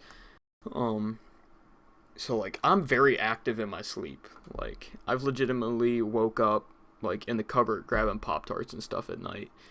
But, like, I'm very active in my sleep, and I didn't really fall asleep, but, like, I just kind of, like, closed my eyes, and I was just trying to, like, move around a lot in my sleeping bag to try to keep warm, because, I didn't want to stay completely still, because that's when I got my coldest, and I was using my hot breath to try to warm up my sleeping bag, just kept blowing in my sleeping bag and whatnot. Eventually, like, I just didn't know what was going on, and I was shivering, and then, eventually I stopped shivering, and, I was like, oh man, I'm really starting to get warm, and I realized that I tried to kind of readjust and wrap up in my sleeping bag more, and I realized my sleeping bag is completely soaked now. And that's when I realized that somehow the top of my bivvy, I knocked it down. So the whole top part that's the waterproof part is only up to my waist. And so I had no water dropping on me, so I didn't realize, because there's no water hitting me directly, because I had my sleeping bag over my head. But my sleeping bag was completely soaked, so everything's just completely soaked. At some point, if you saw the picture on Instagram, it was the first picture in the pictures that we put up. That was a screenshot. That was a text message I sent in our group chat. I was like, I think we're lost. And eventually, I was like, yeah, we're just staying here for the night.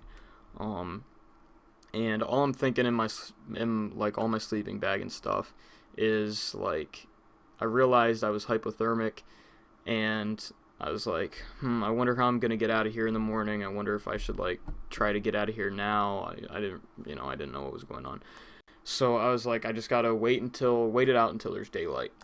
I never fell asleep, which was really nice. And then came the part where I was like, I gotta pee, but I'm not trying to get out in the rain, So I just kind of unzipped my bivvy sack on the side and, stuck it out of the side of my...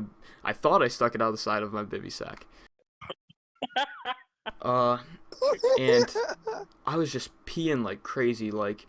Sometimes you'll go forever. Maybe you drink something with a lot of caffeine. You drink a big thing of coffee and you just gotta pee so bad, right?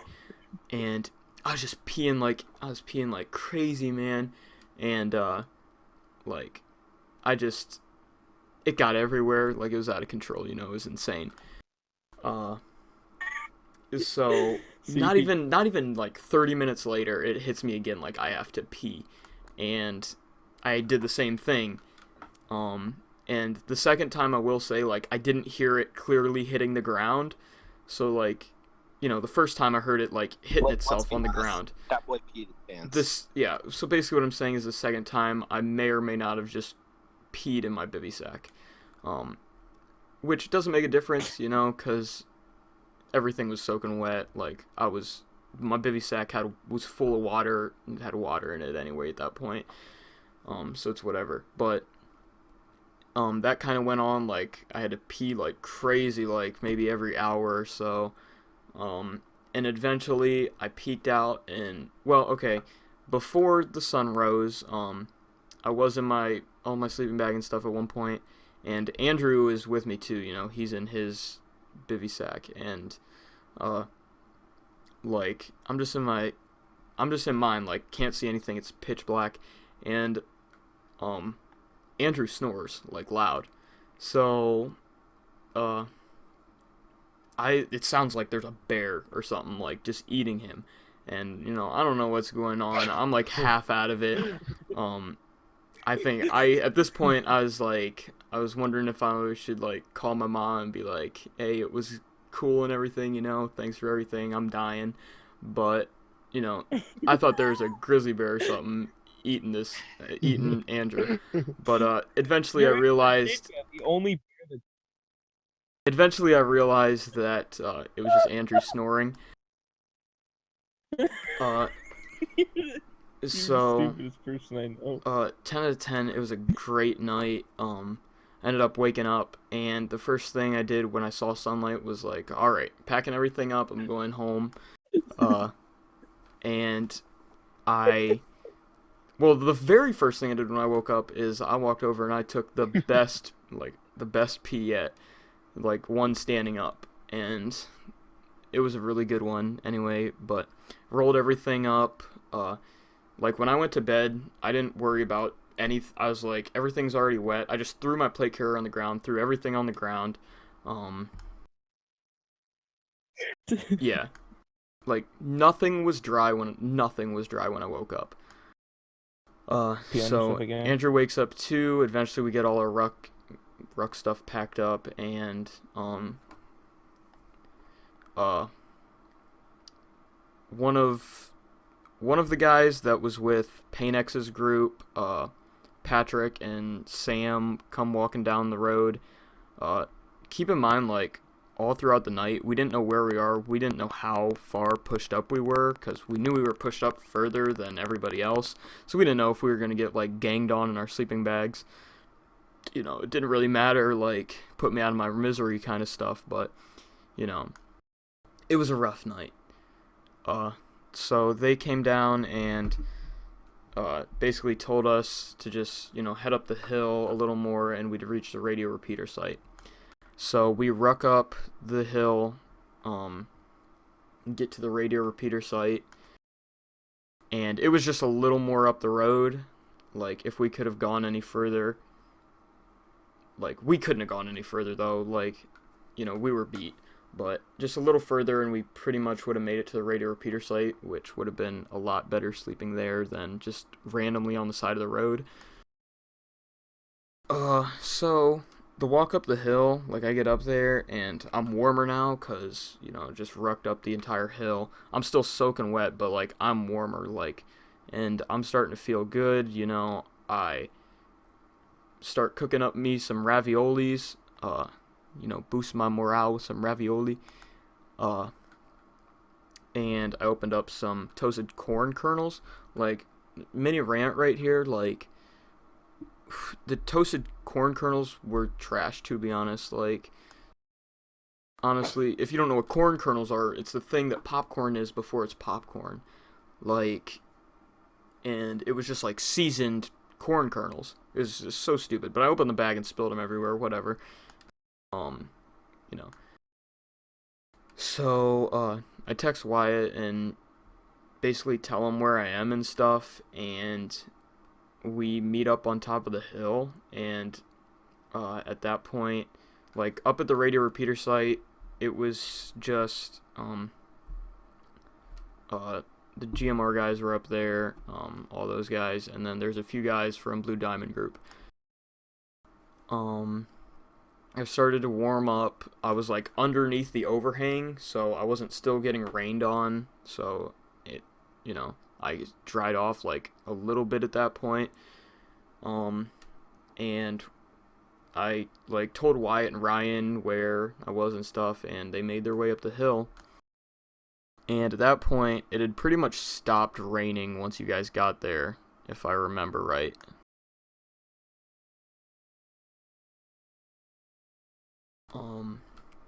So I was like, I wanted to stay at that point, you know. I knew my gun was broken in half, and you know it might not shoot. Like, I don't know if I'm even gonna be able to play, but like, I wasn't ready to give up then. You know, once I warmed up, so that was pretty much the end of the first night. So it was a pretty fun, had a blast of a night. Low-key almost died.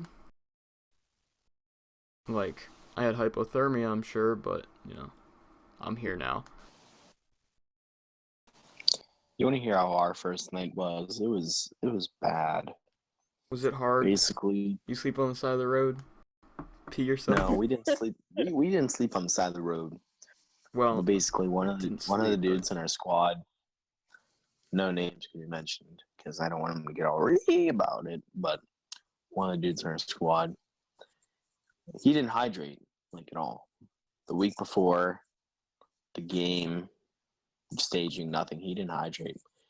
The night before, I was down on Pepsis.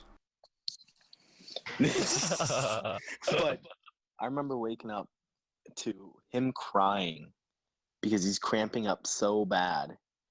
Okay, but that's not even the best part. I remember these kids walking up to my platoon sergeant at like 3 a.m, like, you know, man, we gotta leave because like if we stay, we're gonna die. And I remember just watching all these kids just walking down the road, dropping out all through the night. And I'm like, dude, this is the greatest thing ever. Like, this is hilarious. We're sitting there laughing. I didn't get a single bit of sleep last night or that night. I think like I slept from 1:30 to 2. And I just couldn't sleep because it was so cold. Okay. And like all these kids just walking down the road. I'm pretty sure I turned on the sound of silence, and my whole squad's just sitting in the like our little tent, laughing and chirping and just being loud and stuff. And Opie comes over and is like, "All right, it's time for you guys to go online." I'm like, "I'm not getting out of this tent. I am finally comfortable. I'm not getting out." Everybody else got out, went over there, and the same kid who was crying because he was cramping up. Opie's like, "If you like don't fix yourself right now, I'm gonna make you drop out of the game." And he freaked out because earlier in the night he broke his gun. He broke his gun literally 2 or 3 hours into the game. Okay, and shout out to him though, because he stayed the whole time still with like no gun. But like he broke his gun, was cramping up. He kept on cramping up all weekend. Literally like just like that kid had the worst weekend ever. Like he was like, I don't know why he stayed. I definitely wouldn't have stayed if I broke my gun. Yeah, I But, mean, like, at the end, he was looking rough, dude. Like, at the AAR, like, when we were all leaving, like, he wasn't looking very good. But gotta give him credit. I did like I think for the total of the game I got like 4.5 hours of sleep, like at most. And I remember at the AAR, because I'm sitting with you at this point, Tice, and we're sitting there, and I remember dozing in and out of sleep right next to you, just dozing in and out of sleep. Like I was so dead tired. I mean, like best weekend ever, because also like I walked down the like where the cadre were after the game or after the AAR. And I like went to get my helmet. I asked him, like, "Hey, did you guys find a helmet?" He's like, "Yeah, here it is." I'm like, "Dude, you got any patches, any extra patches?" And he just hands me a few. I'm like, "Oh yeah." Oh my god, you're Dude, so this gay. is what you get for staying to the game. This is what you get for staying on this Patches. game. All right, we gotta get back on track to Brendan Maitland. So we gotta track Brendan Maitland's first night. So basically, when Tice split up from the main group to go back to get his rock, that's where the Brendan Maitland night begins.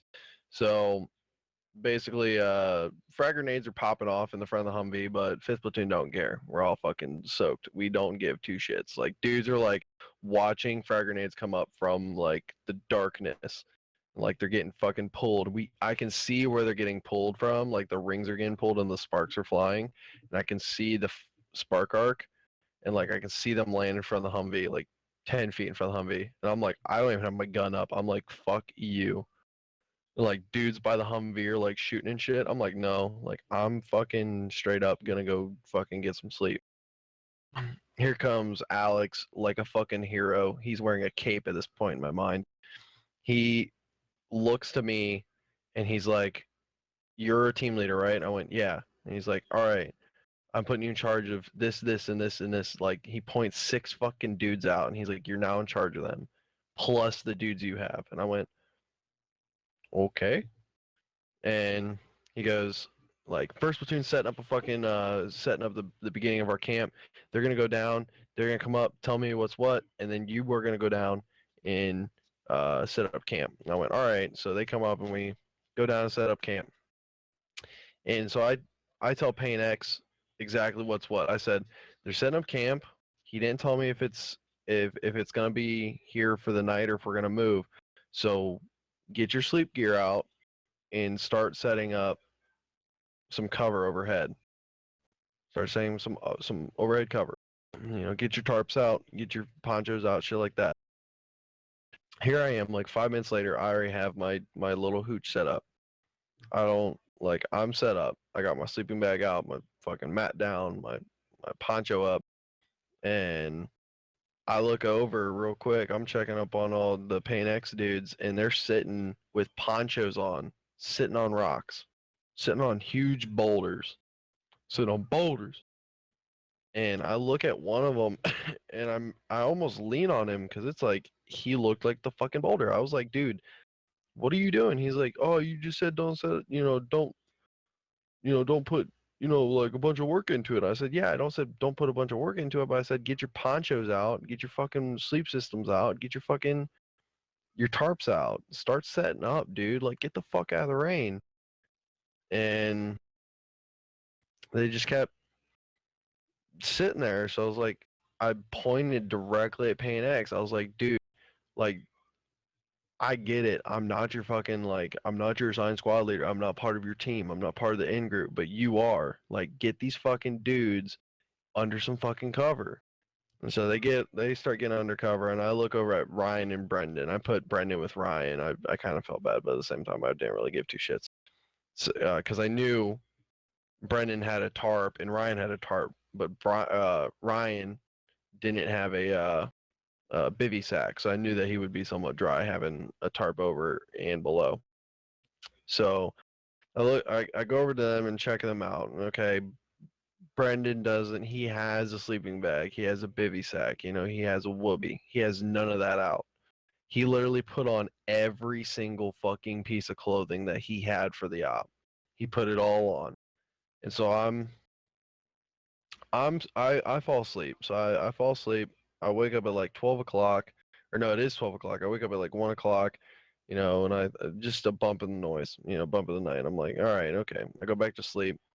I wake up at 2:30. 2:30, I have to piss my fucking brains out. But here's the issue. I took my pants off, my wet pair of pants, and I took them off and put them right next to me, uh, underneath my hooch.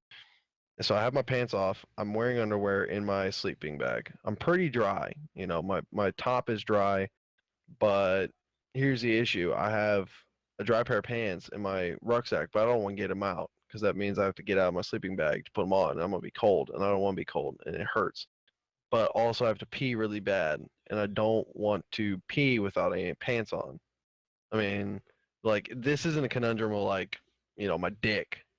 This is a conundrum like my legs are gonna be cold. Like I got super white fucking legs, and they're fat and they're hairless because I'm barely a man, and I didn't want to deal with it. So I was like, so I sit there for like an hour, and I'm like, this is almost like me contemplating like, it's like Hitler, like kill all the Jews or don't kill all the Jews, you know, like I'm like, don't put any pants on, put pants on. Like, it's a hard decision. You know, like Hitler really wanted to kill the Jews, but he's like, maybe not killing the Jews might help. Me, I didn't want to put any pants on, but putting pants on might have really helped. So I was like, fuck it. I put some pants on real quick. It hurt so bad getting the pants on. Hurt so bad. And I put my shoes on and I go out and piss. I'm pissing. I'm downhill. My hooch is downhill of where I'm pissing. I stumbled up the hill. And here I looked at where I pissed in the morning. I was like 10 feet away from Alex's hooch. And I had no fucking clue. And I'm just pissing willy nilly. I'm like turning, looking, and I'm not like just turning my head. My entire body is just turning. So I'm pissing in this semicircle around me. And I crawl back into my hooch. And it's like 4 o'clock. And I hear some fucking animal noises. And so I'm like, okay, so animals around. And I hear a couple more animal noises like 3 minutes later. I fall asleep and it's kind of uneventful. I wake up in the morning. I walk over to Ryan. I go, how'd you sleep? And he pulls me aside and he goes, yeah, Brendan didn't wear, or he didn't, no. Brendan didn't get in his sleeping bag until 4 o'clock. He wore all of his clothes until 4 o'clock, tossing and turning and making weird fucking noises. And I went, that fucking sucks. And he goes, yeah. At some point, he threw up twice right next to us. So, like, Brendan Maitland, at this point, I'm almost like, please drop out. Please drop out. Please drop out. Please drop out. And he didn't fucking drop out. And I'm like, my morale went like, oh, like he's gonna drop out. And then he didn't drop out. And I was like, no, he didn't drop out. And so my morale is fucking crushed, and it's simply because I didn't get rid of the autist. And I'm looking at Payne X's dudes. There's one dude who slept in a puddle. I looked at where he slept, and there's a fucking puddle. He slept in a puddle, and he's fucking soaked to the bone. I mean, like, I'm trying to like cheer him up, like, I feel it, I feel it, dude. Like, I'm cold as fuck too. And he's like, yeah, but at least you were dry, you fucking pansy. And he's like, I'm like, excuse me? Like, you can't simply like get your fucking like wet clothes off and change into some dry clothes. And so this dude just kept fucking bitching and complaining. Oh, it's too cold. I'm not taking my clothes off. A long story short, it doesn't matter because Panex's dudes fucking left and they're all fucking vaginas. And Brendan Maitland stuck around the whole time.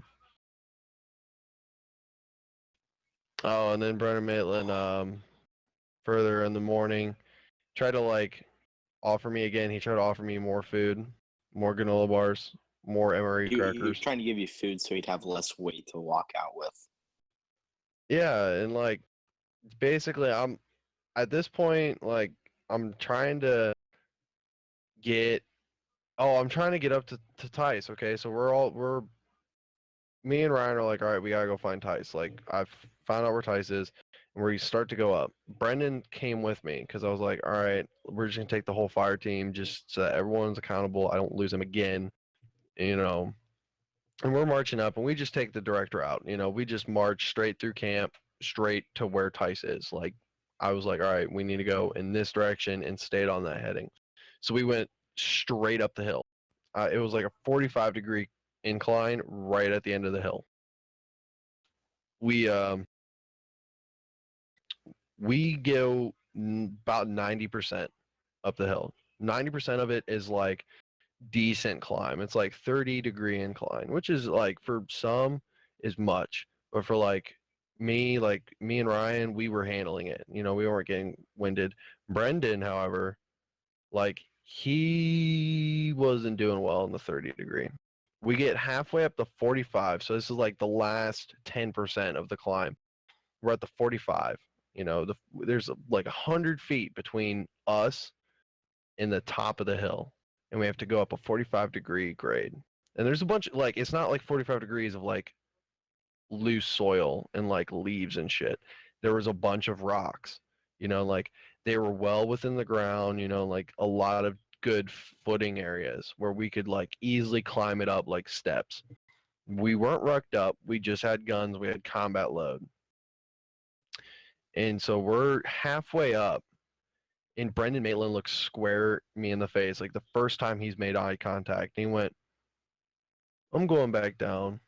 I go, dude, we're almost there at the top. Like, look, I'm at the top. You're like halfway there.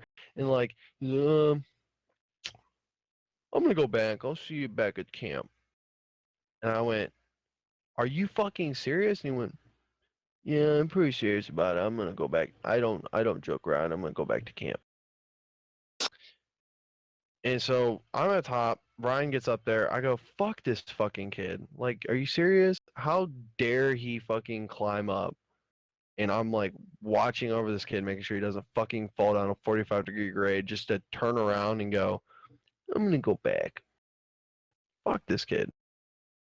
So we're all up there. We find Tice and we go back down. At this point, Brendan Maitland was running on like half fucking steam, so the stupid questions kind of stopped. He was a little bit more bearable up until like the second night, in which I was wearing my night vision. My night vision worked pretty good, and so I'm like on the first watch, which was the only watch, by the way. And this kid, I'm wearing my night vision. I have it. I'm looking through it. He is following me around the camp, and he's going, hey, can I look through your night vision? No, he said it Hey, like, can I look through get your a night look? vision? Can I get a look? I wanna look.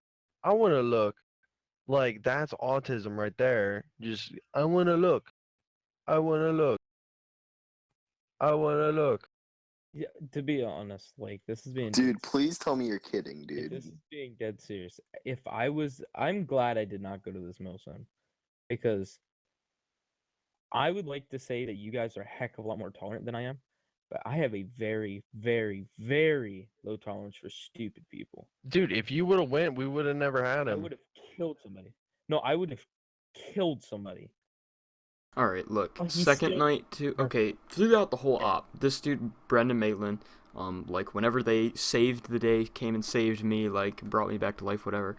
We're down there with Brandon Maitland, and he's asking everybody, do you have reception? Like, and he's complaining, my phone's dead. I've had it on the charger the whole night. And what does it mean when it's just a red battery? You know, like he has the iPhone and it's like completely dead. And I don't know what he was doing, like he could not get his phone to charge. But we all know why he was trying to get a phone, you know. He was trying to drop. He was trying to call his dad. And then I don't remember who it was, like one of the cadres came down, like I just legitimately don't remember. I just remember a cadre coming and saying who needed to use the phone, and Brendan goes, me. And so he told him to go up to the Humvee. It was either Opie or Alex, I don't remember. So, I guess he went to the Humvee and they couldn't get reception, so, like, because his dad dropped him off. So, you know, if his dad couldn't come to pick him up, he didn't really have a ride out of there, so. He ended up having to stay because he couldn't get in contact with his dad. But the second night, we're getting ready to go to bed, and he made a very funny statement. He goes, man, I wish my phone was charged so I could watch some YouTube right now or something. Oh, I remember that. No. I would no, you don't understand. I try to be cringy just to mess with you guys, but if something like that happened, I would actually strangle somebody. Like, I would literally just turn to them and just look them dead in the eye until they went to sleep. Dude, I had No, a fully guys. charged phone, and I had a hard time just taking pictures. Like, I don't get it. My favorite thing of the whole event was my guys went offline. Like, we were just chilling back at the camp. And I remember this dude coming up to the platoon leader's wife and was like, you know, I'm leaving. My squad leader's being really mean to me, and he's being really rude and talking about how if I don't want to be here, I should just leave because he doesn't want me to demoralize his men. And I'm leaving now. Favorite thing of the whole game, because literally a grown man just complained and cried like a little baby about another grown man. opinions on the EG67s? Hashtag cardboard grenades. Trash. Worst grenades Yeah. I've ever used in my life.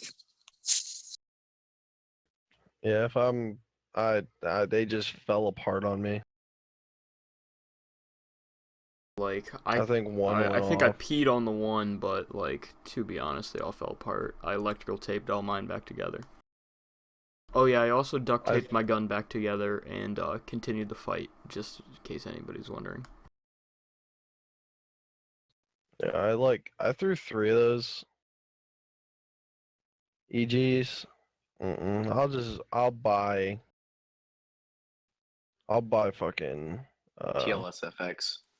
those R2Bs. or R2Bs. I haven't used the R2Bs. How are they? Like, They're how do nice. they work? Love them. Gage almost How do they blew work, himself though? up with one. Yeah, by far my favorite grenade. I And remember they're 69 for a 6-pack. we were at one of the And ops that's at the getting assault from- outdoor, and freaking Wyatt bought a bunch of tags and let us use them. Gage goes to throw his, and he pulls the pin and like hits like the skinniest tree right in front of him, and it comes right back to his feet. You remember that, Gage? I only had one tag not go off when I was like, Gage is no longer here. What the heck? Wait, did you How's Gage Yeah, he gone and then left. Brandon's just here? He went to bed. Well, I don't know if boot him off That line. makes- I'm so confused. Dude, he Gage went to hit me bed with like an a Enola Gay. hour ago. I'm so Did confused. you guys ever get to hear about that? How What? he hit me with an Enola Gay while we were playing at Assault? Oh my god, bro. Enola Gays are dangerous. How many forest fires have we, like, created with Enola Hey. Gays? Like, for real, deforestation. 4? Like, bald eagles might go One of 'em- extinct again if we keep taking away their habitat like this. I think it's the orange ones, dude. Yeah, it was those orange... Like, that was crazy, man. Pretty insane There was stuff. one at Sector and then 3 at Straight forest Warden. fires. If we have grenades, Gage is not being the grenader because literally, like, I'm gonna explain this. You know where the only building at Assault is? Well, I haven't been there forever, but it used to be the only building. So He we're said sitting only. there.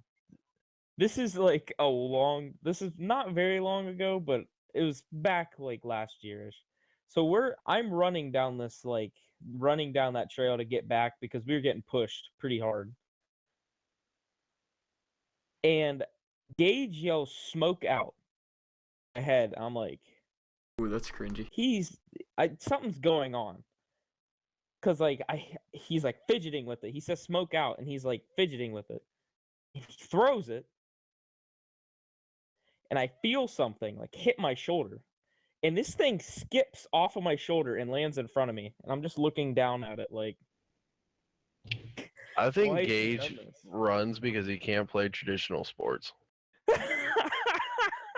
Oh my god. He Like, played wait, I think he played acoustic. football Like- for a year with us. He played football with like I for a year. also feel like maybe he tried baseball or something, or like something that requires a decent amount of throwing, and like they were like, no, Oh, he you used to be a have wrestler. you have legs, use your legs, you're gonna run. He used to be a wrestler for like, oh god, since like third He is grade gay. till like 8th grade. Year he went from like 3rd grade to like 8th grade, just playing wrestling, and then he's bumped into track and cross country, and that kind of stayed. Bro, he was in WWE. Pretty much. That's pretty Dang, much. that's what I'm saying. crazy. I play airsoft. They called him the Undertaker. I just realized we've been going for like 2 hours. Oh, this Yeah. isn't nothing.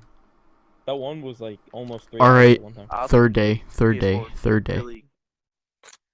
day? was It's time to talk like- about the third day. I- Alright. I got dome pieced, which is pretty cool. I got 3 shots right in my nose. Alright, so I'm just jumping right into the action, okay? We wake up, we got all these planned stuff. No. The Russians, like, didn't want to do anything, like, you know, straight. My immersion was ruined. Like, I figured out that I was at Milsim West. I wasn't freaking in Afghanistan anymore.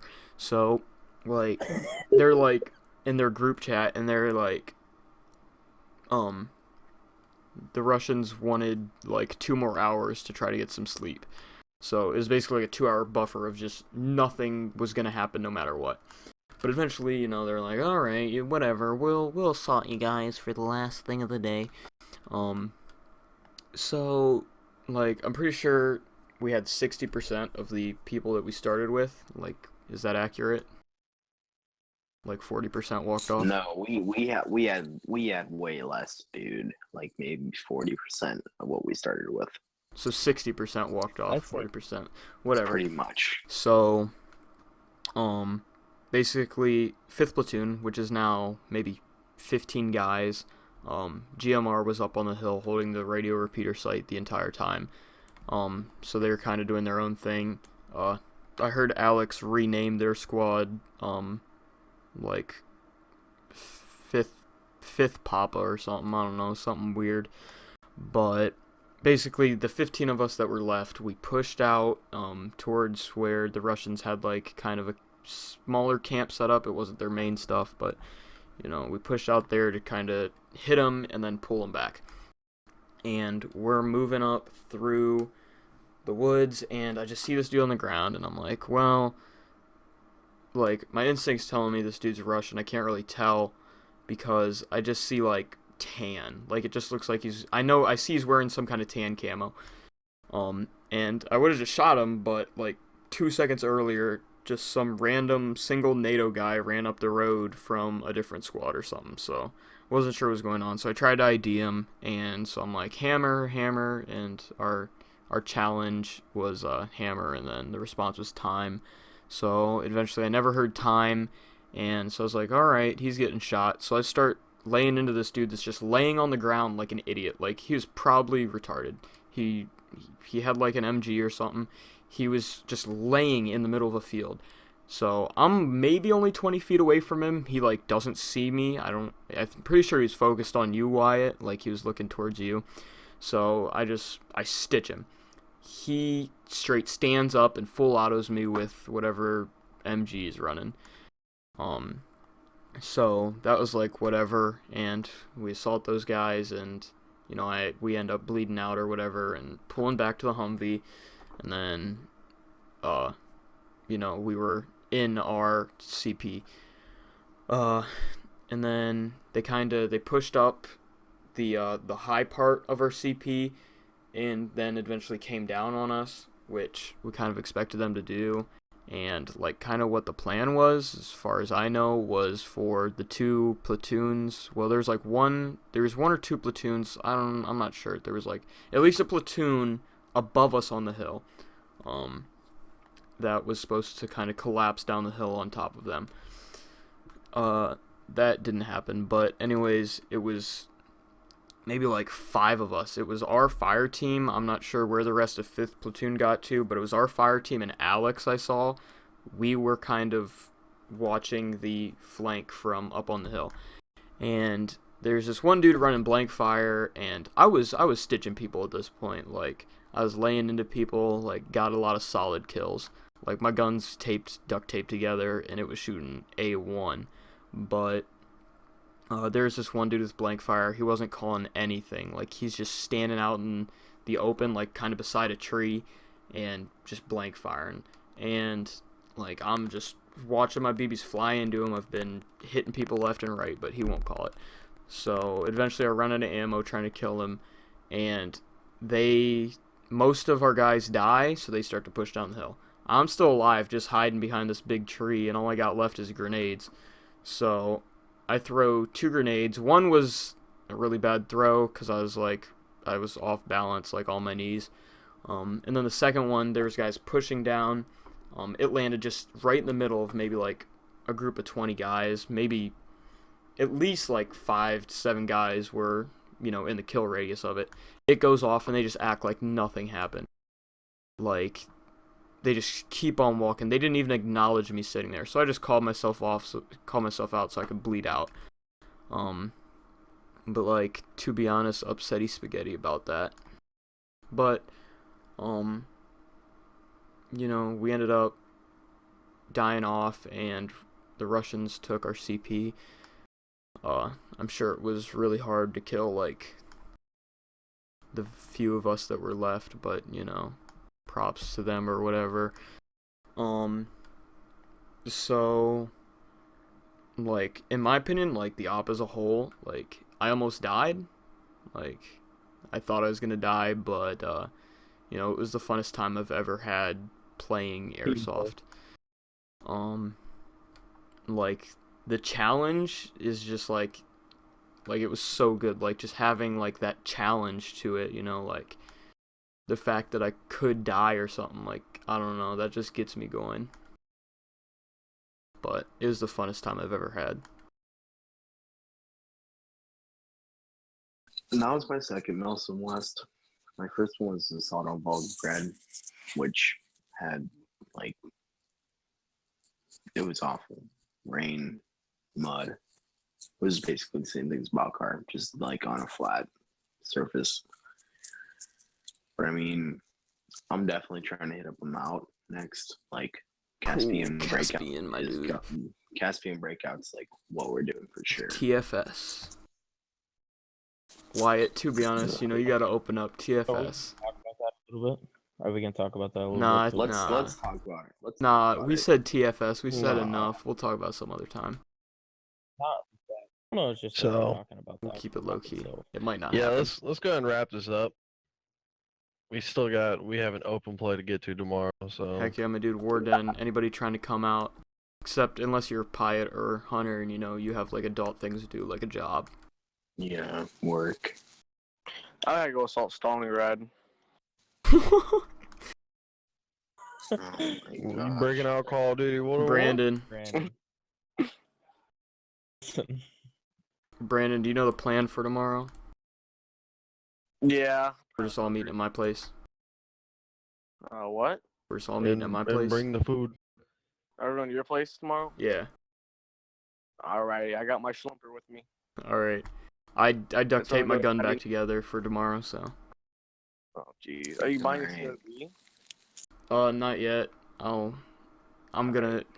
My plan was, like, I was kind of like, I'll just, you know, buy it, and I'll just pay cash for it at Warden. But now, like, you know, I ain't buying it. I'll talk my dad into buying it or something. Straight daddy funded, for real. My dad buys all my Alright, airsoft let's end stuff this. for me. Alright guys, you already heard it. We're going to Warden tomorrow. If you guys made it all the way through the podcast, we thank you. Make sure that if you ever stumble upon this on our channel and you're at this point, you probably watch it all or skip through. Hope you guys enjoyed it. Hope you guys would kind of overlook our cringiness. I know we're a bunch of cringy faggots. That's fine. That's really all I gotta say. Make sure you subscribe. We're at 525 subscribers. We want to keep climbing. We do this for fun for you guys. We also like just talking about shit with you guys. So, that's really it. Anyone have any shameless plugs or anything like that? Make sure you check us out. Follow me on Instagram, Jacob_P_076.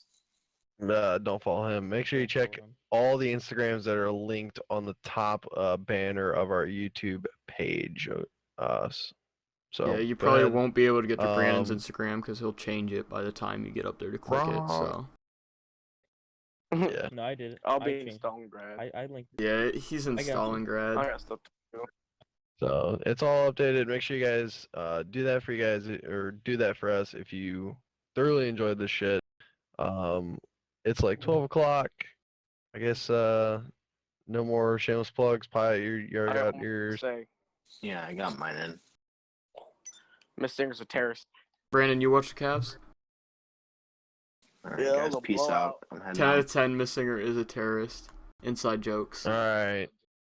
Tice, kill this shit. Good night. Goodbye.